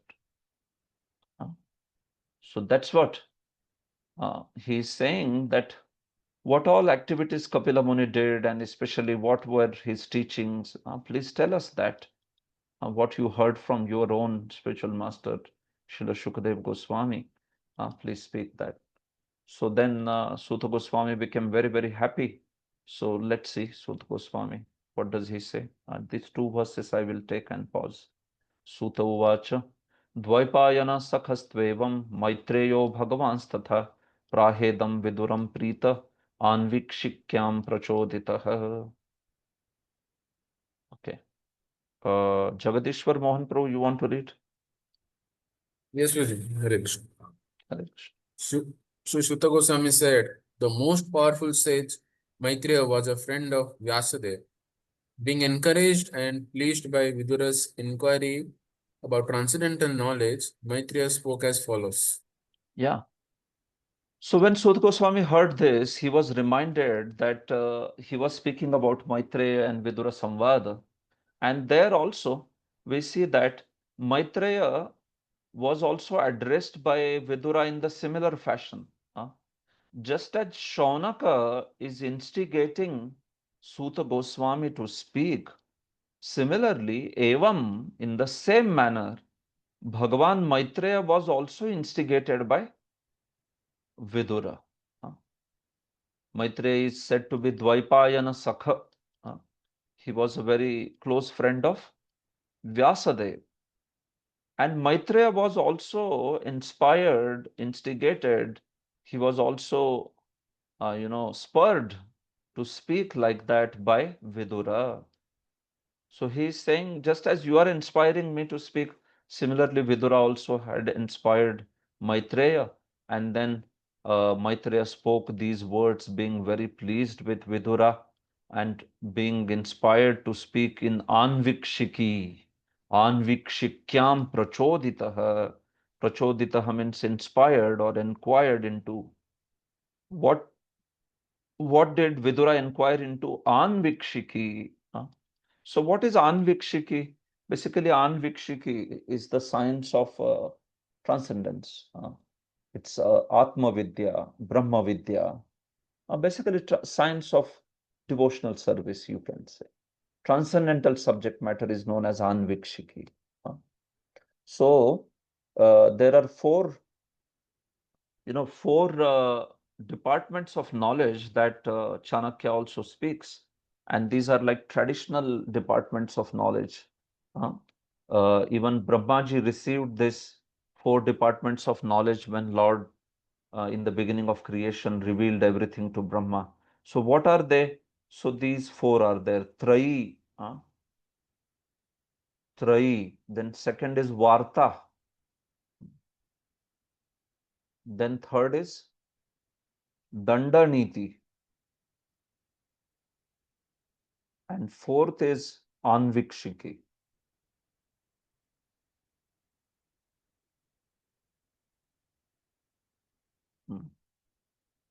Okay, I'm sorry. This is Dirgha, Anvi. Yeah. Anvikshiki. So these four are four departments of knowledge. They are spoken everywhere, actually. Four departments of knowledge. Chanakya also speaks about this in his books, Kautilya Arthashastra. So Trayi is the knowledge of general dharma. Varta is the knowledge of economics, especially Varnas. Dandaniti is the political science. And Anvikshiki is the transcendental subject matter, you can say transcendence.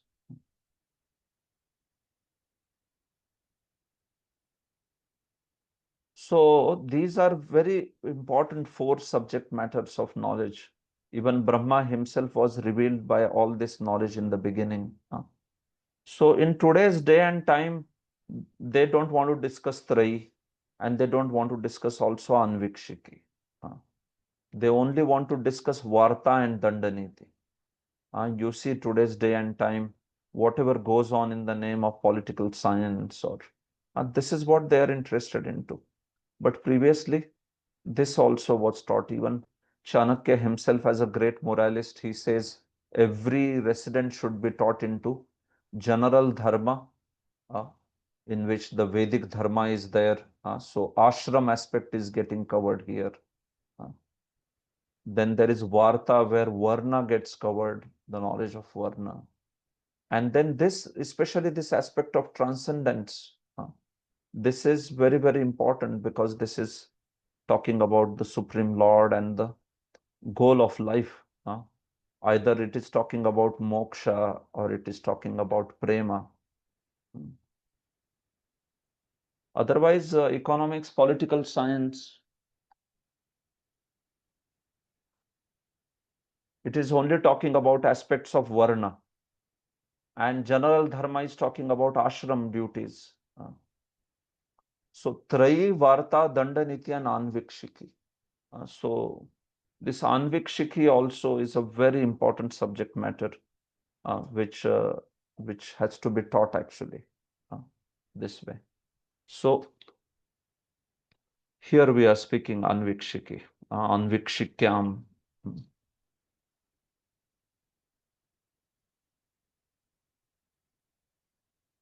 Okay. Questions and answers are very satisfactorily dealt with when the inquirer is bona fide and the speaker is also authorized. So Maitreya is Bhagavan. He is called to be Bhagavan Maitreya because he is obviously very, very great sage. And we see that Vidura is a very great devotee. So we see that here it's a perfect combination. Maitreya, Vidura. Maitreya is addressed as Bhagavan because he was spiritually far advanced. This way. So when there are discourses on transcendental topics between devotees of equal mentality, the questions and answers are very fruitful and encouraging. So it's important that there is discussion happening between Sajatiya devotees, those who are interested in bhakti, those who are interested in understanding of bhakti. Then we see that the discussion becomes very fruitful, encouraging that way. So that is being spoken by Prabhupada here. So now then the Maitreya starts answering to Vidura. So we will just pause here, take a break for Gayatri and then continue. Hare Krishna. So let's meet after 15 minutes. Yes.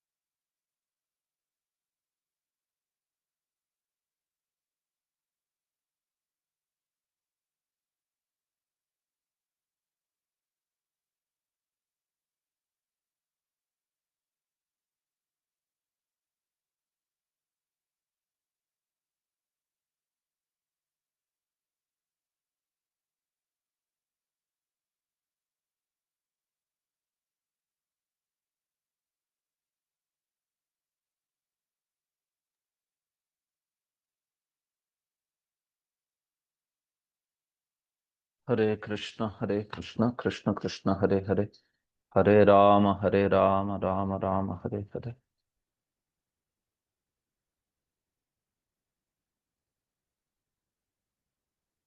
Okay, Hare Krishna. So we shall continue.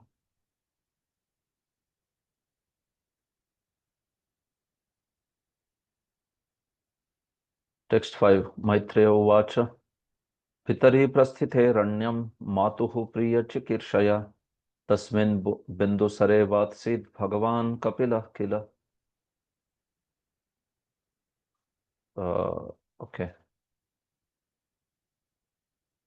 Who all are there? All right. Abhay Govind Prabhu, you want to read? Yes, Puji. Yes, please read. Maitreya said, when Kadam left for the forest, Lord Kapila stayed on the strand of the Bindu Sarovar to please his mother Devoti. Yeah, thank you. So Maitreya Muni continued the further episode. So we have talked about Kardama's renunciation and all in chapter 24. So after Kardam Muni left, so we see that Matuhu Priya Chikirshaya, in order to please his mother, Kapila Muni, he stayed there in the Bindu Sara, or basically that particular place of Bindu Sarovar, where the Kapila Muni's, Kardam Muni's ashram was there.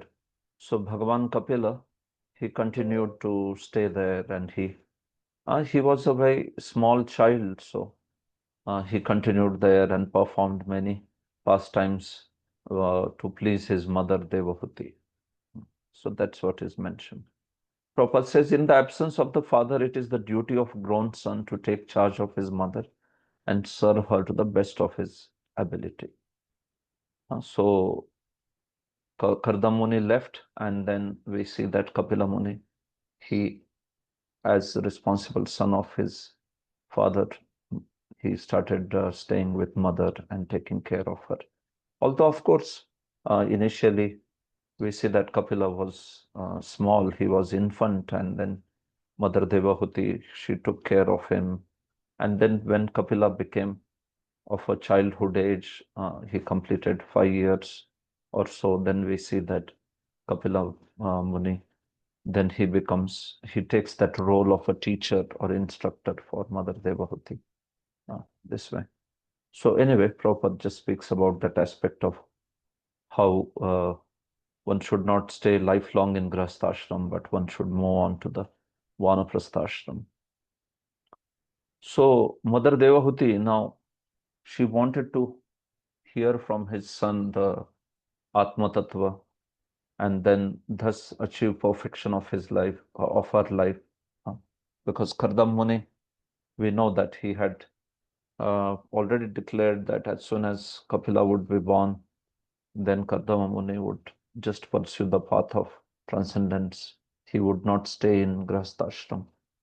But then he knew that Lord Kapila is there, and he will instruct Mother Devahuti in the path of transcendence. Actually, there was no need for instruction for Mother Devahuti.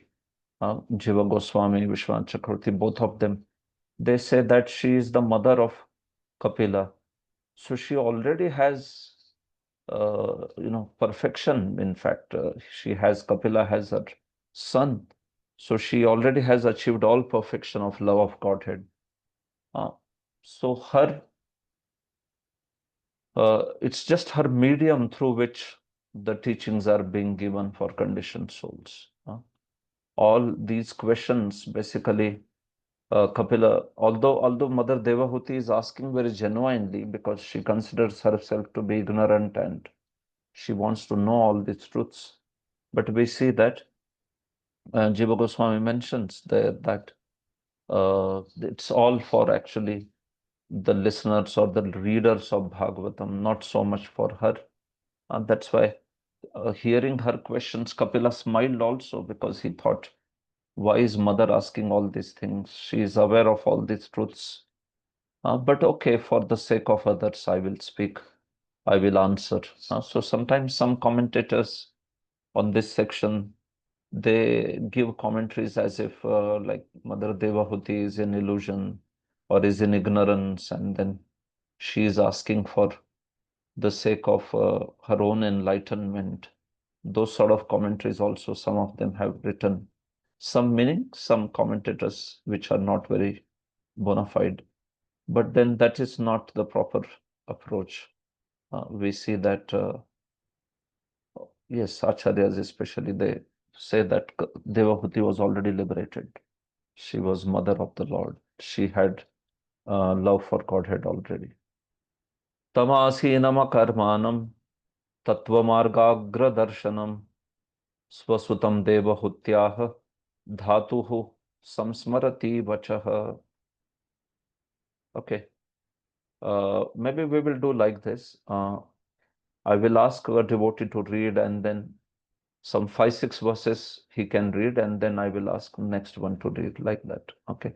So now, Abhay Govind Prabhu, you can read 5-6 Yes, verses translation. Yeah.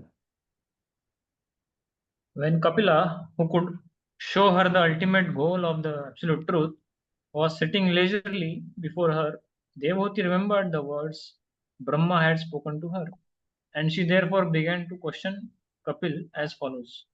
Yeah. So one time, when Kapila Muni was sitting there, akarmanam, he was at leisure. Tattva margagra darshanam. Agra is the zenith or summit, the last point. So Kapila Muni is glorified as Tattva margagra darshanam. He was the one who could show one the zenith of all philosophical truth. He could show the end of the philosophical inquiry, because basically he is Supreme Lord himself, and he has appeared only to preach the philosophical truths. So here he was as the son of Mother Devahuti. So Devahuti decided to ask her questions and thus get benefited, ultimate benefit actually, by association of her son. Swasutam Devahuti ah dhatuhu samsmarati vachah. She remembered the words of Dhata. She remembered the words of Brahmaji, where he had said that actually Kaitavardhana, he said that the Supreme Lord, who is the killer of the Madhu and Kaitabha, he only has actually appeared in your womb, and he will deliver you from all the bondage, he will deliver you from all the lack of knowledge. So she remembered these words of Dhata, she remembered these words of Brahmaji, and that's why she started expressing her heart to her son.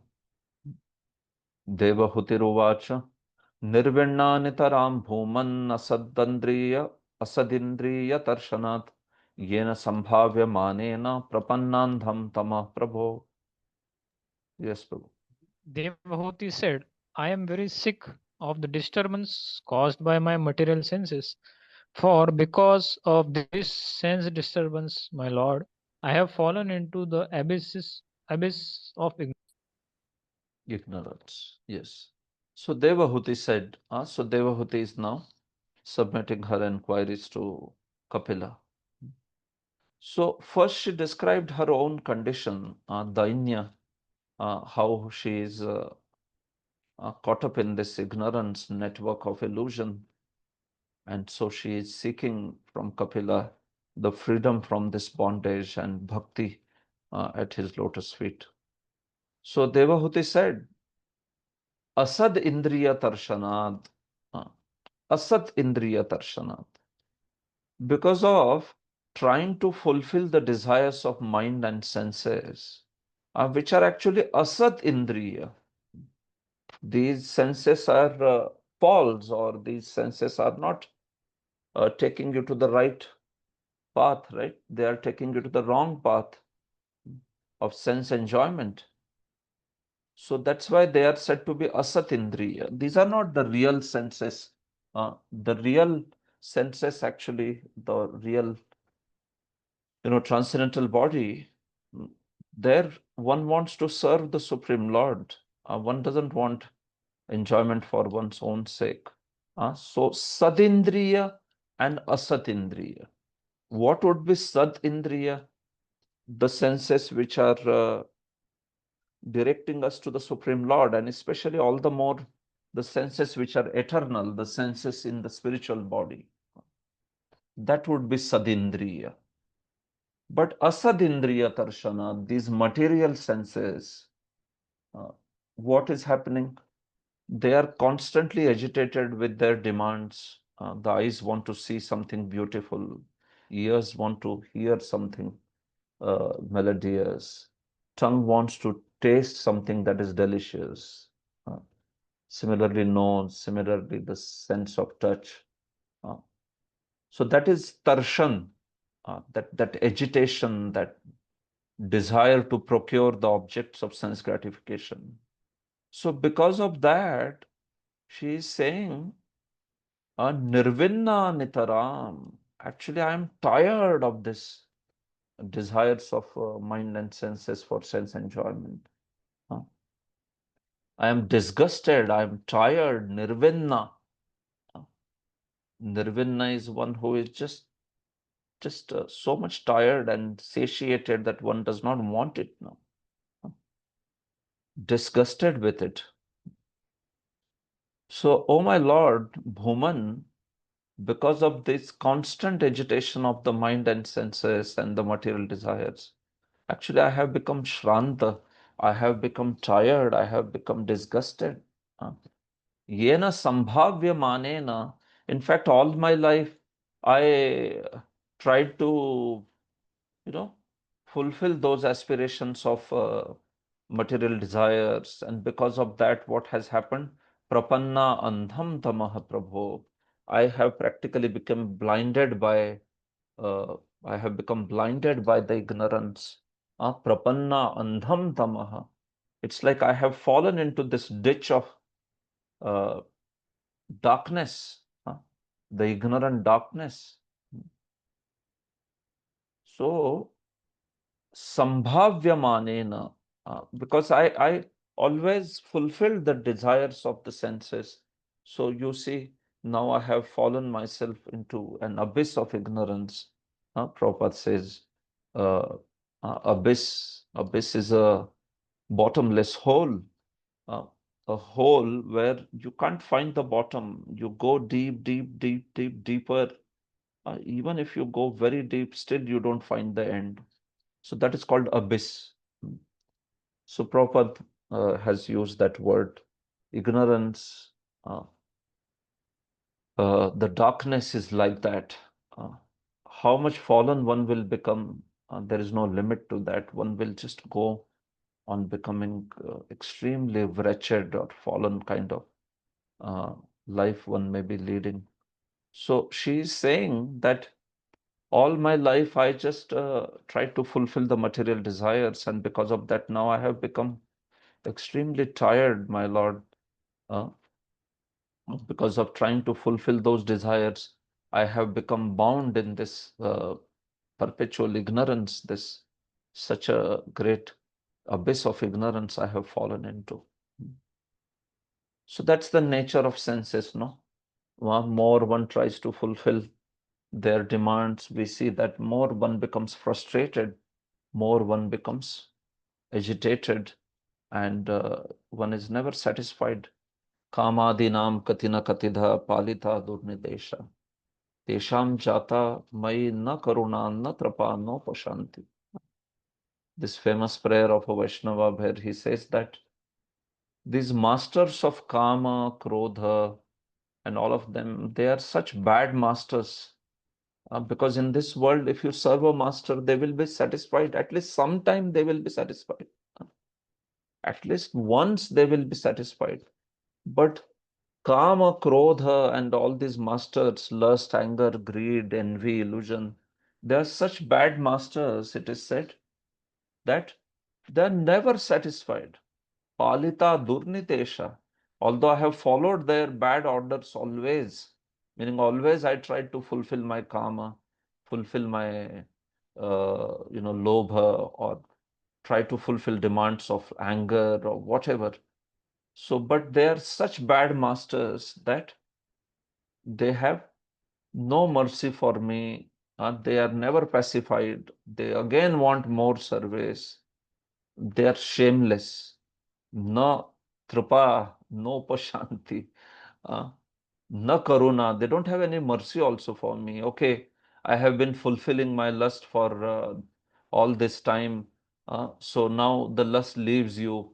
Lust leaves one. It doesn't happen that way, right? Kama, Krodha, they are such bad masters that they never stop their demands. They are never satisfied. They don't have any mercy. They don't have any shame also. Na trapa, no pashanti, na karuna. So that's why the devotee is saying that giving up all these bad masters, Krishna, now I want to accept you as the master. Utsrijjayetan atha yadupate sampratam labdha buddhi. Recently, I have got this intelligence, and by this intelligence, I understand I should not be serving these bad masters, but I should be serving you. Tvam ayatah sharanam abhayam mam nyungshva atmadasye. Please engage me in your service, Krishna. I don't want to be engaged in service of the bad masters. Asat indriya tarshanad. That's the aspect. Senses are like that. So asat indriya, Prabhupada says, anything which changes is called temporary or asat. But we should know that beyond these temporary senses are our permanent senses, which are now covered by the material body. So those transcendental senses, that's what is the sadindriya. Sadindriya. These are asadindriya. Devotional service, therefore, involves freeing the senses from this contamination. So we want to make our senses from asat to sat by purifying them by Krishna's service, so that they will only start hankering for serving Krishna and not for sense enjoyment. Unless one becomes tired of material sense gratification, there is no opportunity to hear transcendental messages from a person like Kapila. Devahuti expressed that she was tired, nirvinna. So one has to be tired of material sense gratification. So the point is that that feeling of tiredness should be there. It's not like we have to experience sense gratification to become tired about it, but one can basically give up that aspect of excitement about sense gratification. That's the point. It is not that easy, but as a sadhaka, our excitement for material sense gratification should go away. The desire may be there, but the excitement should go away. One should internally feel that actually this is a worthless desire for sense gratification, but somehow or other my mind runs behind it. It is nonsense. So it is actually certainly not pleasurable, but this foolish mind keeps running this way. So the aspect of bhakti, if you see the qualification of bhakti also in that, it is mentioned, na nirvinno nati sakto. One should not be too much attached and one should not be too much detached also. But some detachment is needed. If one is not even entertaining the aspect of detachment, one wants to continue engaging in sense gratification, one delights in it, one wants to do it, and one continues doing it, then it's difficult to make progress on path of bhakti. So at least the feeling should be like this, that it is actually, it is tiring, it is whatever, see, at some level of sense gratification, whether it is eating or sleeping, such things. So at some level, we also have aspect of sense gratification, right? So if at that level it could not satisfy us, so we can project it, no, to understand that no matter what material pleasure in there, in the material world, it will never satisfy. Because I had an aspiration that, okay, if I get this in material life, I will be happy, but it has not worked. So now that same principle should be extended for even so-called highest pleasures of the material world. It's not that we have to experience those. We can understand them, that it will be the similar kind of experience no matter what. So the point is, yes, this aspect of material desires may take some time to go away, but at least one should not be very delightfully or excitedly looking at the opportunities for material enjoyment. No. So that's why Prabhupada is writing like this. Unless one becomes tired of material sense gratification, there is no opportunity to hear transcendental messages from a person like Kapila. So we have to work on our mind to give up that aspiration of enjoyment in material world and focus all our energy to secure spiritual service, spiritual accomplishments in the service of Guru and Gauranga. And then we see that the struggle of bhakti will also start appearing to be joyous. So first, Devahuti, Mother Devahuti is expressing her condition, and then she submits her inquiries after she expresses her dainya. Tasya tvam tamasondhasya dushparasya paragam satchakshur janmanamante labdham me tvadanugrahat. Your Lordship is my only means of getting out of this darkest region of ignorance, because you are my transcendental eye, which by your mercy only I have attained after many, many births. Yeah, thank you. So somebody who has fallen into great darkness, blinded, prapanna andha, it is said, right? See, prapanna andham tamaha prabhu. So if there is a great darkness, how one will be able to come out of that pitch darkness? Because even if eyes are there, one can't see, no? Suppose there is pitch darkness. So can one see anything? One cannot see anything. So how can one transcend such darkness? If you just can't see anything, then it's very difficult to cross over that kind of darkness, right? So that's why she is saying that you are like that transcendental eye, Sat Chakshuhu, by which I will be able to Dushparasya Tamasaha Paragam.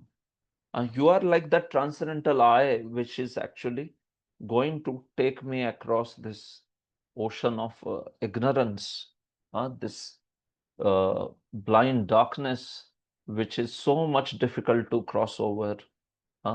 But by my great fortune, by Tvadanugrahat, by your mercy only, by your own desired sweet will, it's that I have received you as my son. Janmanam ante. In fact, she is saying that now that I have received you, soon I will be delivered from this repeated cycle of birth and death. So Janmanam ante is like here that at the end of my at the end of this repeated birth and death, I have received you. Meaning what? Now that I have received you, there will be end of repeated birth and death. So she is speaking like a conditioned soul, although she is not. Sat Chakshuhu. So you are that Sat Chakshu, you are that transcendental eye, which sees beyond this darkness and who is going to take me. Like somebody is blind, but if the another man can see, then the another man can take that blind person across the street or like that, isn't it?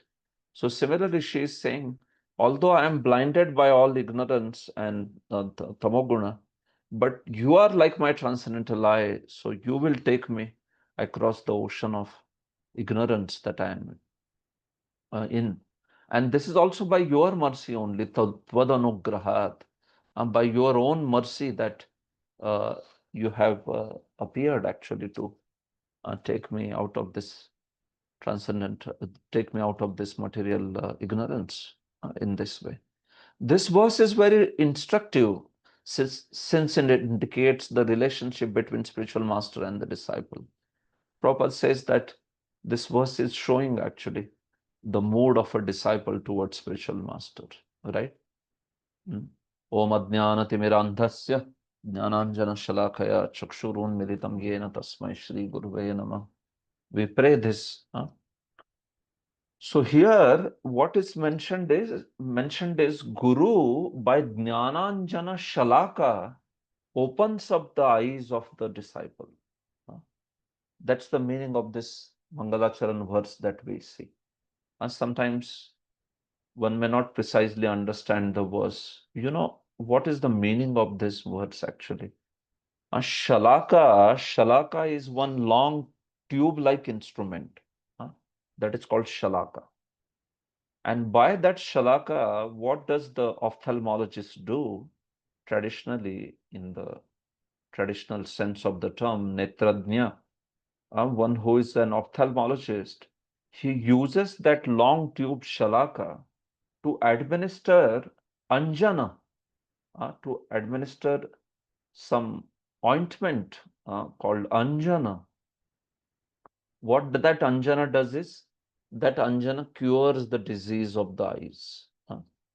So Guru Maharaj, Gurudev is being compared to that expert doctor, ophthalmologist, who has this shalaka, who has this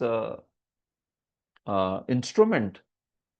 And by that instrument, what is he doing? He is putting in our eyes the anjana, the ointment of the knowledge. So when that ointment goes into our eyes, the disease of the eyes goes away and we start seeing very clearly. That is the meaning of this verse. So Guru, by giving the anjan, ointment of transcendental knowledge, he opens up the eyes. That is Jnananjana Shalakaya. Chakshurun militam yena tasmai Shri Guruve Namah. One who has opened the eyes, Chakshuhu Unmilitam. In fact, when the anjana goes in eyes, there is some burning sensation. If you remember in our childhood, like in my childhood, there was this famous anjana called Netra Prabha. Netra Prabha was very famous anjan. So if you put that anjan in eyes, it will burn. But after some time, then all the dirt in the eyes goes away and you see so clearly. So similarly, when Guru gives the Jnananjana, sometimes it will burn also. It will cause some pain when Guru instructs or when representative of Gurus instruct.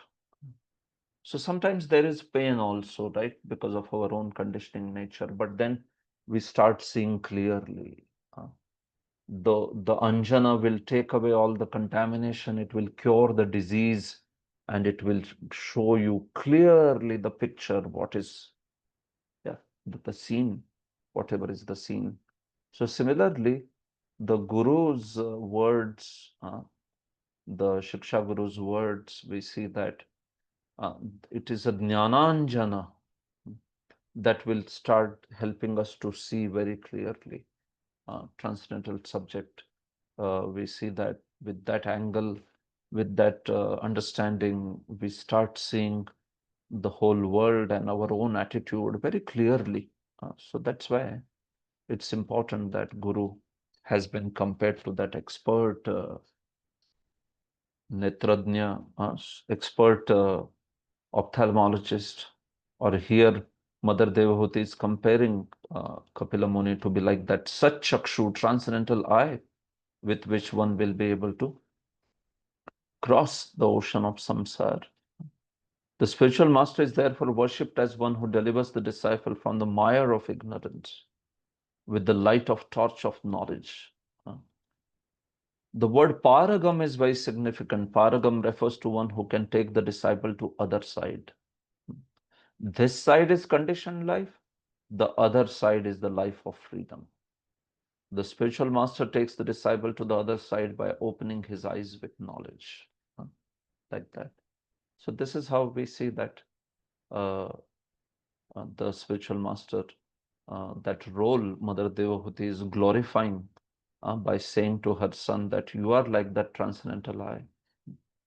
In fact, she says, you are not only transcendental eye, but you are actually like sun, because eyes can at best help that person, no? Or it can help few people. Suppose some two. See why she compares now in this verse to sun, because first and foremost, one thing is the eyes themselves become useless if there is no sun, isn't it? The eyes may be there, but if there is no sun, then we can't see anything, right? Even all the light that we have in the night and all that, it is considered reflection of sun's light only, right? It is considered to be some sort of light which is dependent on the supreme light, which is Surya Dev, and then Surya Dev in turn is dependent on light that emanates from Krishna. So even if one may have eyes, but if there is no sun, one cannot see anything. And then secondly, the chakshu, the transcendental eye, may help few people, but sun helps everyone. So that's why she compares Kapila to not only just transcendental eye for herself, but eye for everyone, in fact. You are like Surya, literally. You are like sun, who makes everyone see the reality, brings the light by which everyone can see. So she compares him in that way. Ya adyo bhagavan pumsam ishvaro vaibhavan kila lokasya tamasandhasya chakshuhu surya ivoditaha. You are the Yes. Supreme Personality of Godhead, the origin and Supreme Lord of all living entities. You have arisen to disseminate the rays of the sun in order to dissipate the darkness of the ignorance of the universe. Yeah. So this is the point. You are Adya Bhagavan. Pumsam Ishvaraha. You are actually the controller of all the beings. You are Adya Bhagavan. You are the Supreme Lord. And you have risen here, Uditaha, like the sun, Surya. For what purpose? For actually entire world which is in ignorance, you like a sun, you will show the way out of the darkness, out of the ignorance in the universe, by the transcendental knowledge that you provide. Basically, the transcendental knowledge that Kapila will give, that will act as the transcendental eye for everyone, and in that way, it is mentioned that he is like Surya, he is like sun. We have our eyes, but without the light of the sun, our eyes have no value. Similarly, without the light of Supreme Lord, or without the divine grace of spiritual master, one cannot see things as they are. So we may have eyes, we may have intelligence, we may have these senses, but then without the direction of Supreme Lord, without the direction of Shastras, we see that we cannot see things as they are. Shastra Chakshu, that's why they are very important, right? Previously, before becoming a devotee, we are seeing the world with our Charma Chakshu. Then we start seeing the world with our Shastra Chakshu. And finally, we will develop the Prema Chakshu. So there are three kinds of eyes, right? Charma Chakshu, then Shastra Chakshu, and finally Prema Chakshu. Premanjana churita bhakti vilochanena santah sadaiva hridayeshu vilokayanti. So you see, no matter what, the pratyaksha remains a very powerful pramana. Initially, our pratyaksha is just a faulty pratyaksha. Later, we hear shabda and want to follow shabda so that our pratyaksha becomes purified. And finally, we will come to a level where we will perceive the pratyaksha will become in line with shabda. That's called Vaidusha pratyaksha. So Jiva Goswami says pratyaksha is indeed considered a very powerful praman, because even when we achieve finally the perfection of our life, the pratyaksha plays a role there, because then now their pratyaksha praman is actually enlightened pratyaksha, Vaidusha pratyaksha. It is not ignorant pratyaksha uh, like we had as a conditioned state. So somebody who has that Vaidusha pratyaksha, he is considered a higher person than somebody who has only Shabda. Try to understand this point, what I'm saying.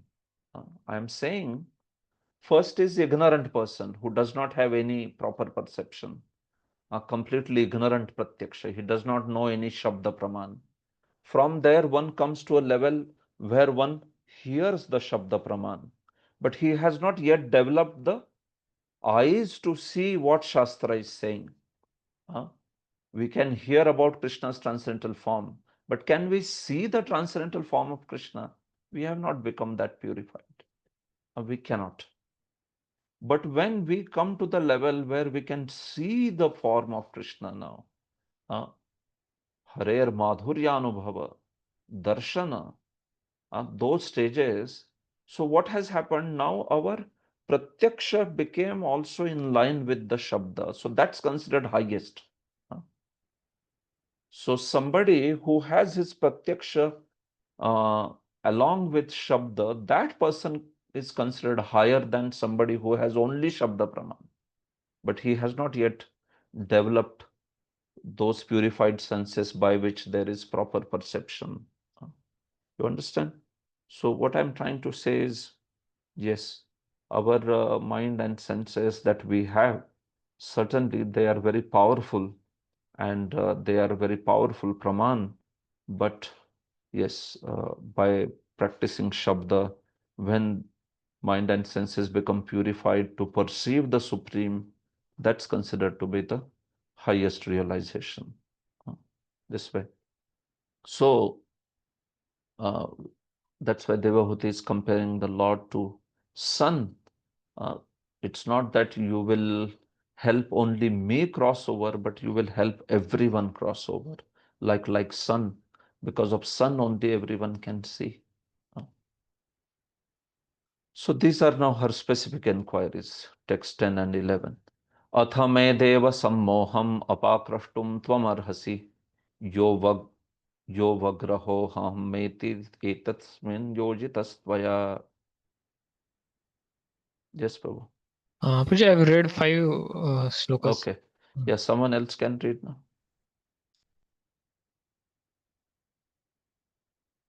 Yes, who wants to read? I can read with you. Yes. Now be pleased, my Lord, dispel my great delusion. Due to my feeling of false ego, I have been engaged by your Maya and have identified myself with the body and consequent bodily relations. Yeah. So that's why, O Deva, O Supreme Lord, me sammoham apakrashtum tvam arhasi. Please take away my sammoha. Please remove my sammoha, this great illusion that I have. Because of this sammoha only, what has happened? Yo avagraha aham mameti. So I have developed this false misconception of ahankar and mamakar, things like considering myself to be body and things pertaining to owned by me as mine, and the absorption in those sense objects. And this was all yojitas tvaya. This was all actually ordained by your material energy only. Because it was ordained by your material energy, I pray to you that you take away this illusion now. She is praying to Kapila Muni. That this attachment for body and all the things pertaining to the body, ahankar, we say that ahankar and mamakar, like that. So you please take away, please instruct me in such a way that this illusion gets destroyed completely. Because this illusion is caused by your Maya. So that's why I'm praying to you that you can very easily take this away, right? Devi Hesha Gunamayi Mama Maya Duratyaya Mameva ye prapadyante Maya metam tarantite. Supreme Lord also says that. Because this is my Maya, so if you take my shelter, then you can cross over this Maya very easily.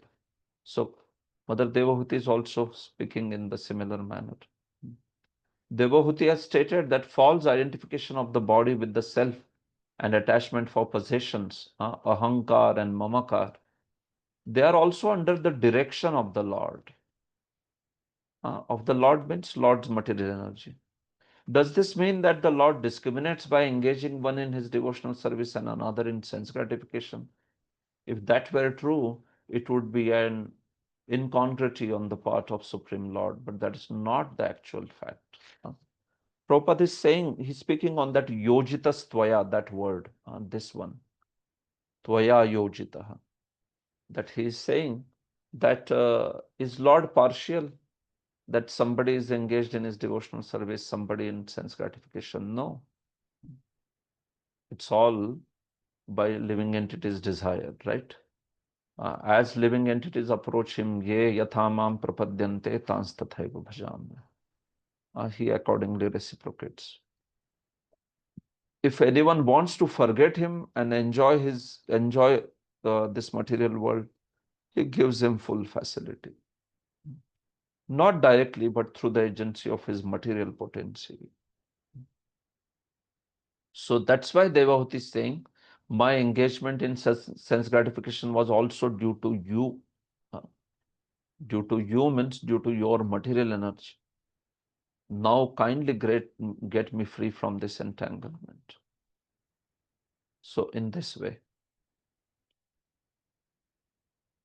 So she has asked here actually for what? She has asked here for illusion of destruction of her illusion. She has asked for freedom of the material conception.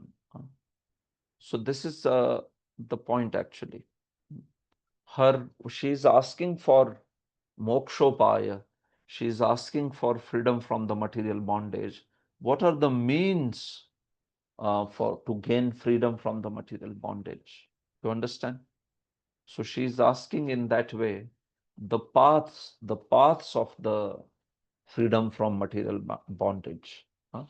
She will say this clearly in text 11 also. Tam tva gataham sharanam sharanyam स्वभृत्य संसार तरो कुठारम जिज्ञासयाहम प्रकृते पुरुषस्य Namami सद्धर्म विदाम वरिष्ठम. Yes. Devahuti continued, I have taken shelter of your lotus feet because you are the only person of whom to take shelter. You are the axe which can cut the tree of material existence. I therefore offer my obeisances unto you, who are the greatest of all transcendentalists, and I inquire from you as to the relationship between man and woman and between spirit and matter. Yeah. So that's why she says, I am actually surrendered soul unto you. Tva gataham sharanam sharanyam. I have come to your lotus feet because you are Sharanya. You are the one who is worthy of taking shelter. And you are like Swabhritya Samsara Taro Kutharam. You are like an axe to cut down the roots of material existence of your devotees. Just like an axe can cut down the tree. Similarly, you can cut down the tree of material existence of your devotees. So, with great inquiry, spirit of inquiry, I ask you about what is Prakriti, what is Purusha, what is this bondage, and how to be free from that bondage. That's all there. That is all included within these words. Prakriti Purushasya Jidnyasaya. प्रकृति और पुरुष की जिज्ञासा कर रही हूं मैं आपको. So she wants to understand about the transcendental path and how the bondage happens and how Supreme Lord he removes the bondage, this aspect. So these two verses actually are showing the aspect of the means of deliverance, the means of liberation that she is asking. Mokshopaya, right? That first question we talked about. So that's being said here actually in text 10 and in text 11, we see that the first question is being asked by Mother Devahuti. Namami Sadharma Vidam Varishtham. I bow down to the person who is the greatest amongst the knowers of the Sadharma, the knowers of the perfect Dharma. So Kapila Muni, she is saying, you are the best amongst all the knowers of the proper religion, Sadharma, in this way. Prabhupada, Sankhya philosophy, as well as is well known, deals with Prakriti and Purusha. So she has asked inquiries about Prakriti and Purusha over here. So in the answer to this, Kapila Muni will speak about transcendental Sankhya, in which he will discuss about Bhakti, he will discuss about Jnana, he will discuss about Yoga, and how these paths help one to transcend the samsara in this way. The Lord is called Sharanya, which means the only worthy personality to whom one can fully surrender, because he is full of all opulences. So he is Sharanya because he is full in all opulences. He does not have anything to aspire for. He is already full in everything. The Lord is also described here as Sadharma Vidam Varishtham. This indicates that all the transcendental occupations, the best occupation is eternal loving service unto the Supreme Personality of Godhead. Bhakti is actually Sadharma here. Sadharma is referring to Bhakti. And amongst the knowers of Bhakti, who but the Supreme Lord can describe it wonderfully. So Maitreya, when he heard this, Maitreya, he in this way, when he heard the inquiries that were there from Vidura, so he started speaking, because this is a conversation happening at multiple levels. So that's why here now Maitreya Uvach is coming this way. So we see that Maitreya is describing this, and then he is describing about Kapila Muni to Vidura. So that's why Maitreya Uvacha iti swamatur niravadyamipsitam nishamya pumsamapvargavardhanam dhiyabhinandyatmavatam satam gatir babhasha ishat smitashobhitanana. Yes, Prabhu. Maitra said, after hearing of his mother's uncontaminated desire for transcendental realization, the Lord thanked her within himself for her questions, and thus his smiling face, he explained the path of the transcendentalists who are interested in self-realization. Yeah. So Maitreya continued answering to Vidura. When these words of his own mother were heard, Nishamya, meaning when Kapila heard these words, how are the words said to be Niravadyam Ipsitam? This desire of his mother was actually Niravadya. It was perfect. It was free from any material aspects. It was just a faultless desire, uncontaminated desire, Prabhupada says. to hear about the transcendental subject matter, the path of transcendental perfection. Pumsam apavarga vardhanam, these words or questions, they actually they nourish the path of apavarga, the path of transcendental inquiries. Apavarga vardhanam, you understand? इन प्रश्नों के द्वारा अपवर्ग का वर्धन हो रहा है. The transcendental understanding and the transcendental knowledge is getting strengthened by her inquiries. So that's why Dhiya Bhinandya. So he very much thanked Devahuti, and then he started speaking. Kapila is said to be Atmavatam Satam Gati. He is the destination of those devotees who are self-realized. So he started speaking by a slight smile that came on his face. Ishat Smita Shobhitanana. See, Ishat means slight smile. So why did he slightly smile? So we were talking about this aspect, right?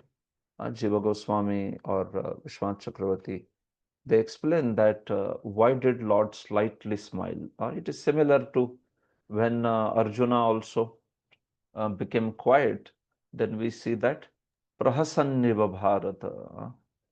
Shri Krishna also there appears to be, he smiled actually, slightly smiled there, seeing Arjuna's condition at the beginning of the battle of Kurukshetra. So similarly, here also it is mentioned that hearing these words, Kapila Muni, he slightly smiled. Ishat Smita Shobhitanana. His face appeared to be very, very beautiful with the smile that came on him. So why did he smile? So you can see here, I'm showing the Tika file here. Yeah.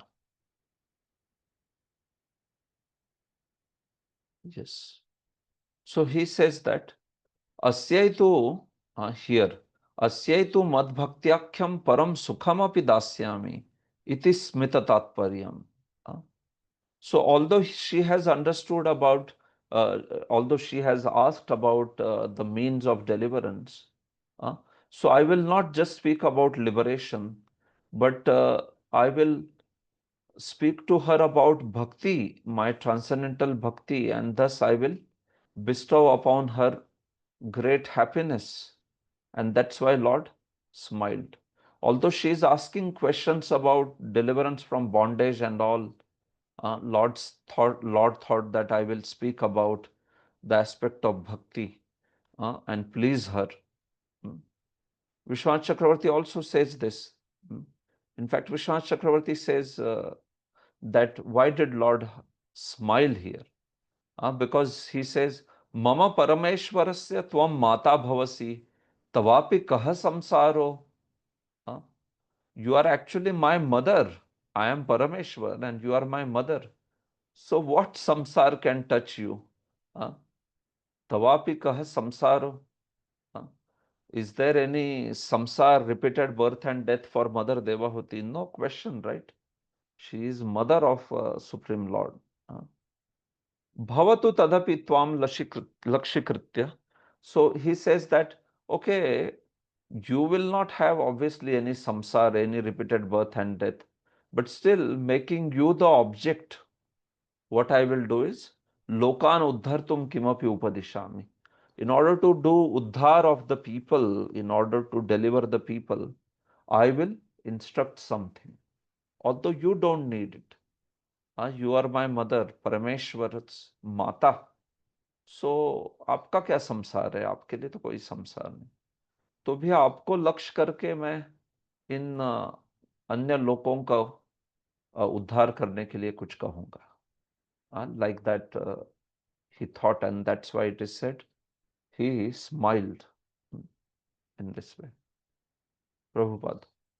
Unless one is interested in understanding his spiritual life or his constitutional position, And unless he also feels inconvenience in material existence, his human form of life is spoiled. Lord Kapila was very much satisfied by his mother's questions because the answers stimulate one's desire for liberation from conditional life of material existence. Apavarga Vardhanam, that's the word that he is commenting.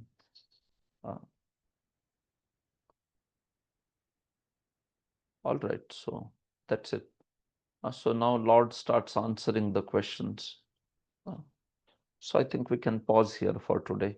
We will tomorrow go through this set of verses and also next set of verses. In first part, we will see verses 13 to 27. And in the next part, then we can see verses 31 onwards. So yeah, let's do it this way. So now the question has been asked. Now Kapila Muni would start in giving the answer to this first question that is asked. So this answer continues now from text 13 to text 27 almost. The answer will be there. Okay, so all right, let's stop here. Yeah, because I have also another engagement. So just before we end, any questions are there you want to ask? For those who need to leave, please go ahead. I am ending the class here right now. Granthra Srimad Bhagavatam ki jai. Srila Prabhupada ki jai. Just small announcement, Puji, I'll do that. Yeah. Yes. Regarding tomorrow, because it is a Bhakti Vinod Thakur's appearance day. It is fasting in the morning. So we will begin our class early at 9:30 a.m. And we'll go till 12:45.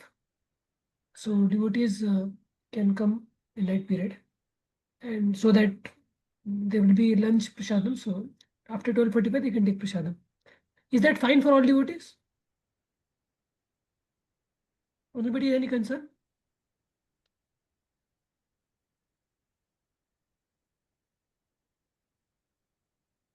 Okay. Classroom also everyone is okay, right? Yeah, once we end at 12:45, yeah, that's it, meaning that's the end of the session. Yeah.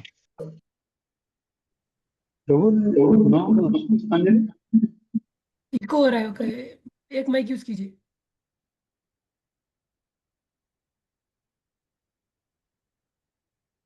Okay. Fine, Prabhu. I think they're fine with या it. Okay perfect 9:30 to 12:45 with a 15 minutes break in between. So go ahead with questions yeah. Next. Anyone has any questions you can ask?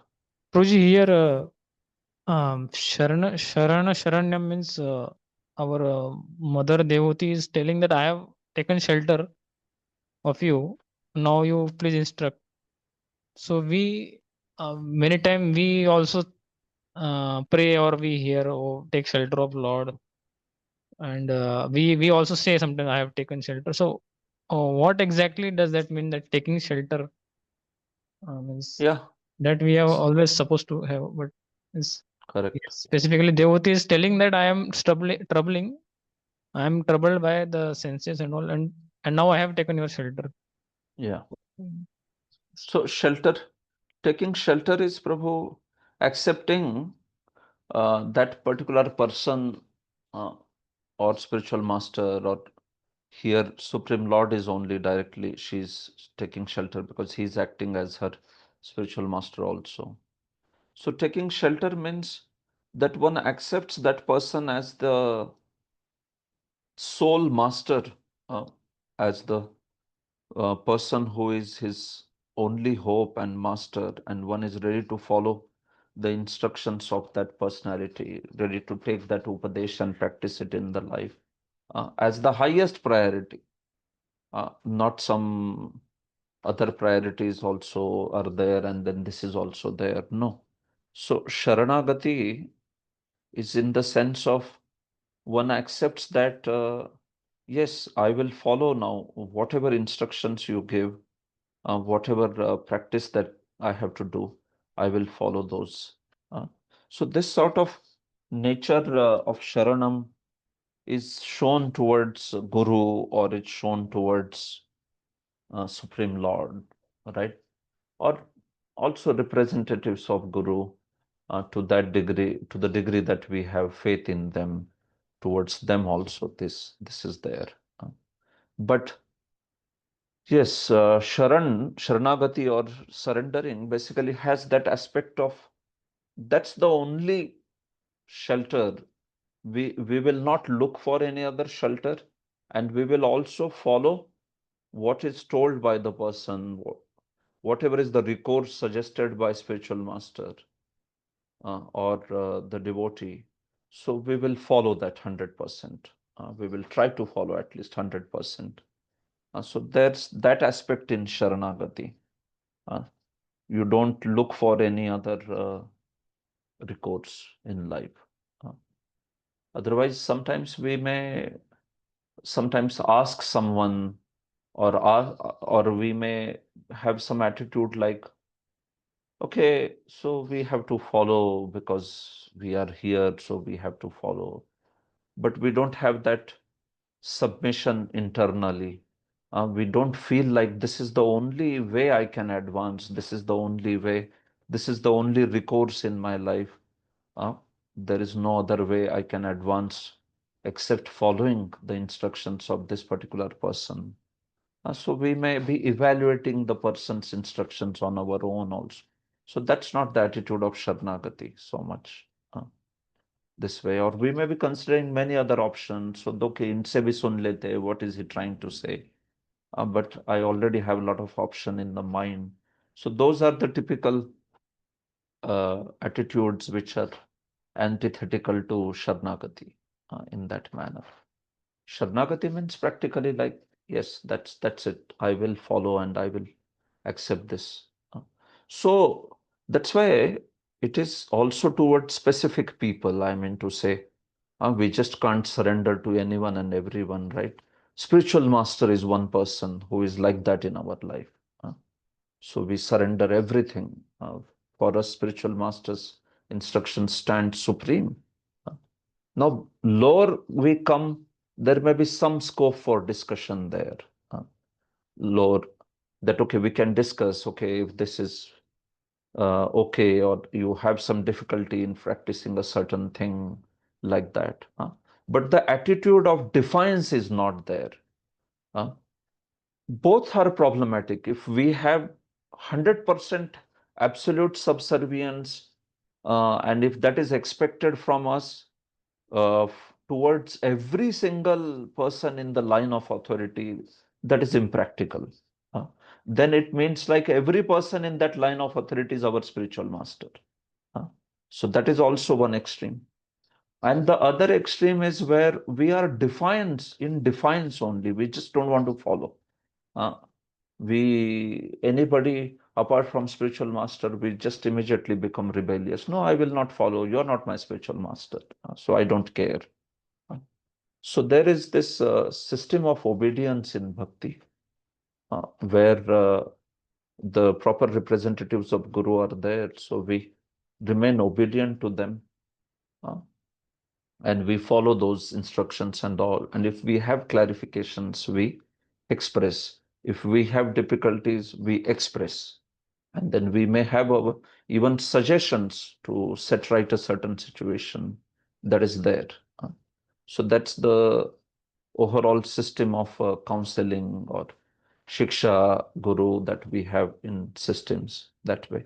But the aspect of surrender is there, where especially one takes this aspect that this is the only way for me to advance.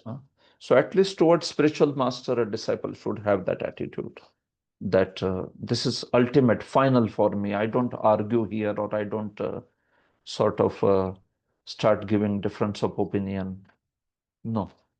So when Devahuti or when these characters of Bhagavatam, they present that. So there is this complete internal submission, and the aspect of Sharanagati is there, not only just external, but also internal. Accepting that person as the only shelter and ready to follow the instructions to 100% capacity one has.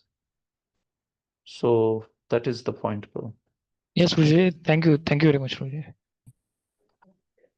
Guruji, just one more thing. So you said about Devati's special position as the mother of the Supreme Lord. In the previous section, this was little not little not properly could be seen that maybe because of our own limitation is like the way Kardama Muni is making arrangement for her enjoyment. We hear that he expands into 9 men and all those things there also. So if you can little bit throw light on that key aspect of it also, what exactly it is and why it is like that.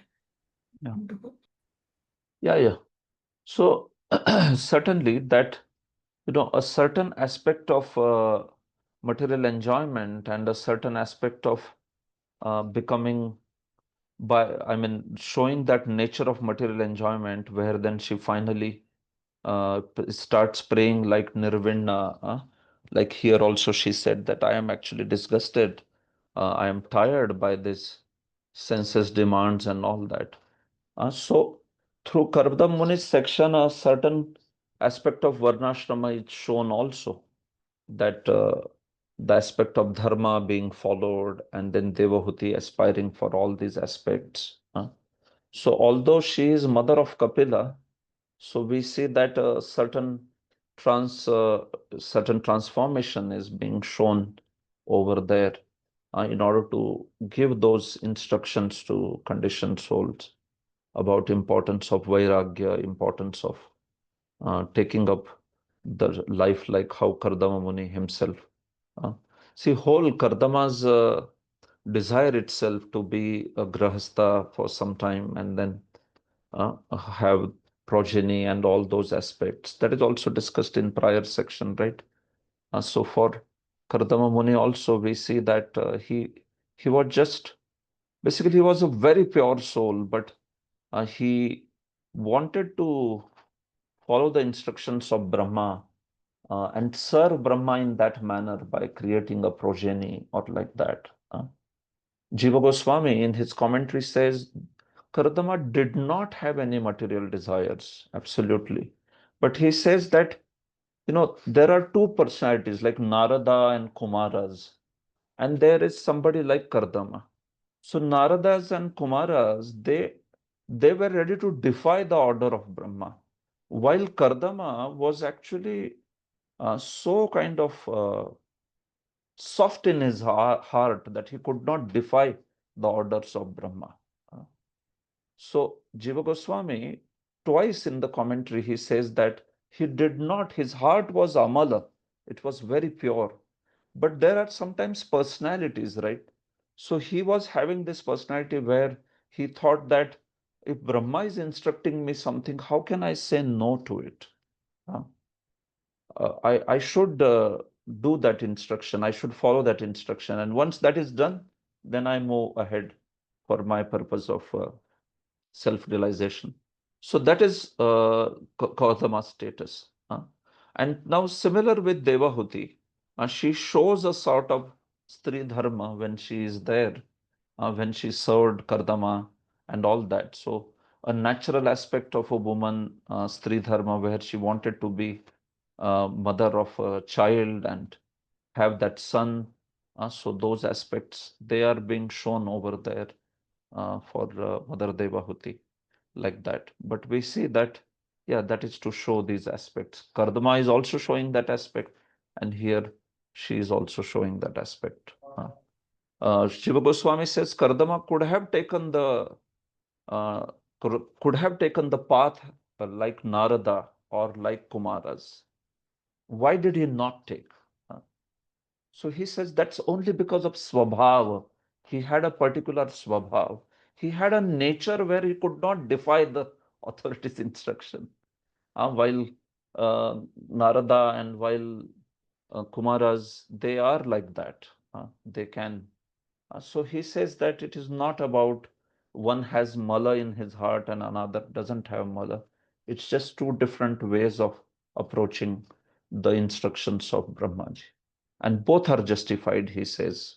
It's there in one of the prayers of Kardamas. You can see Kramasandarbha is explaining like that. But Prabhuji, So, also Vishwanath, if you see in that where he says that I want a wife like a cow. So in that he says that because I am like a bull who doesn't understand easily. So although it is very clear, but I am not understanding it. So that's why I'm asking it. Let me give this also, although this is not best for me. Like that, Vishwanath takes out the way. so he is not. So even in his commentary later, you see, he is not calling it like that's only Dainya from Kardama's side. It's not that Vishwanath is saying him a bull. Uh, Kardama is himself considering like a bull. Uh, so Kardama's uh, aspect of meaning calling himself like that I don't understand. I do understand that the best course would have been like Kumaras or like Narada. But he says somehow because of my swabhav, I'm not able to do it. But that aspect is the contamination in his heart that is not spoken by the Acharya. Well, he may call himself as bull, he may call himself as having even material desires, but is the Acharya saying that he has material desires? Uh, This is what we should see. His dainya is another question in itself. But his evaluation of Acharya, we will have to look at it. So in that evaluation, as per Jiva Goswami, basically Kardama had a particular kind of nature where he decided to follow Brahma's instructions and that way please Brahma. And we see that, practically as soon as it was done, so he just didn't stay for another moment also. So same way for Devahuti also, we can see in hindsight that she is showing a certain kind of Stri Dharma and all that. But because she is mother of the Lord, so Jiva Goswami later also in one of the prayers, he will say that she is mother of the Lord, so she does not need these instructions. She already has love of Godhead, he says that this way. So whether this love of Godhead developed over a period of time by going through all that experience, was that she was already having it as soon as she was born, right from that time. They don't dwell so much on that topic. But then, yes, she is considered to be like the mother of the Lord. Uh, uh, Especially Kapila Muni, he says that, yes, you are my mother, and that's why you don't need these instructions. You have already achieved all perfection in that particular manner. So I would say that the point here is that Mother Devahuti, she has already achieved perfection. So her questions are more pertaining for others only. Uh, we don't find a description in Lagu Bhagavatamrit or like that whether Kardama and Kardama and Devahuti are, eternal parents of Kapila or like that. So that's why I'm not commenting on that point. But especially at this point of time where Devahuti is talking about all these aspects, she is already having perfection. This idea is spoken twice, thrice it has been spoken by Acharyas. That. Yes, Prabhuji, that is very clarifying. Thank you. Yes. Anything else? Prabhuji, just one last thing.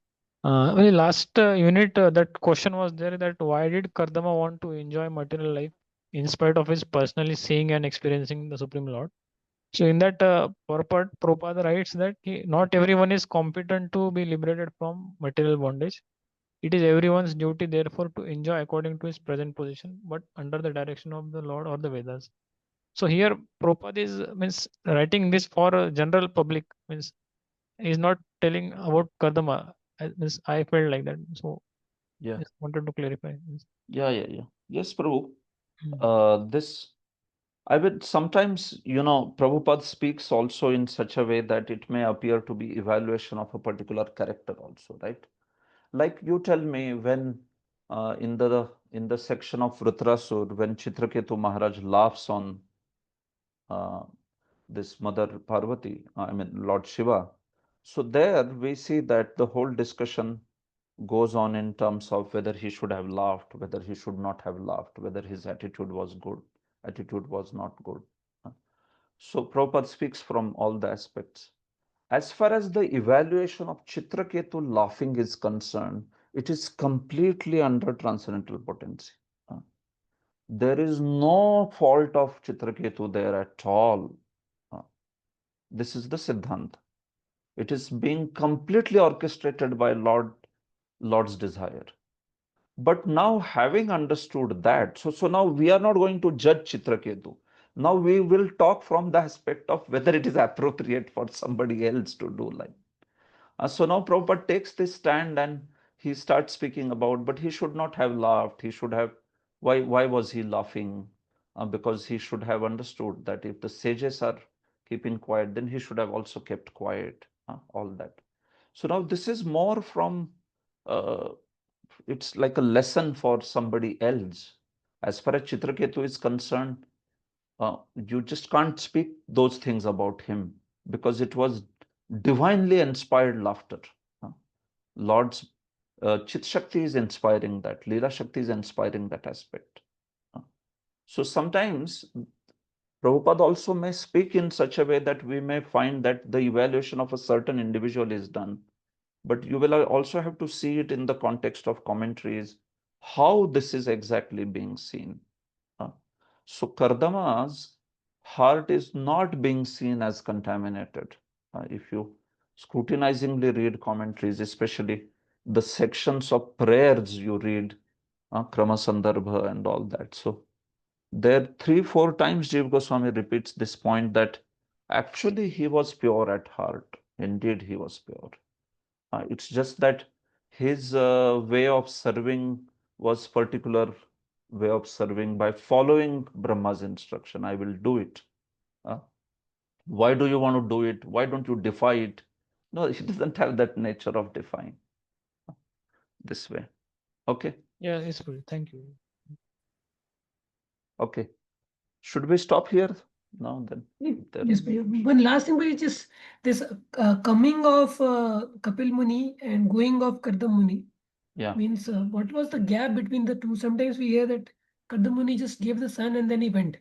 But is it that he was child or he was born only like that, only huge as a youth? Means No, Vishwas Chakravarti's one comment is there, Prabhuji, where he says, after Kapila went away, after Kardama went away, Kaumaurochita Stanapanadi Leeladnyaya, Vishwas Chakravarti says. He says this in this chapter's 5th verse, Pitari Prasthite Ranyam. There you see Vishwas Chakravarti's commentary in his commentary. So he says that after Kardama Muni departed, Kapila stayed in the house of Mother Devahuti and Kapila so as to perform the pastimes like an infant is breastfed by the mother. So he performed pastimes like being breastfed by Mother Devahuti and all. So we can see that a child being breastfed means must be an infant like Shishu, like 2-3 years child also. So he, although Kardama Muni left, but then after that, Kapila is only that small where he is being taken care like that by Devahuti. And then he grew and then he spoke at a certain time to her instructions. Okay. So this is indicator of Vishwanath Chakravarti in his commentary.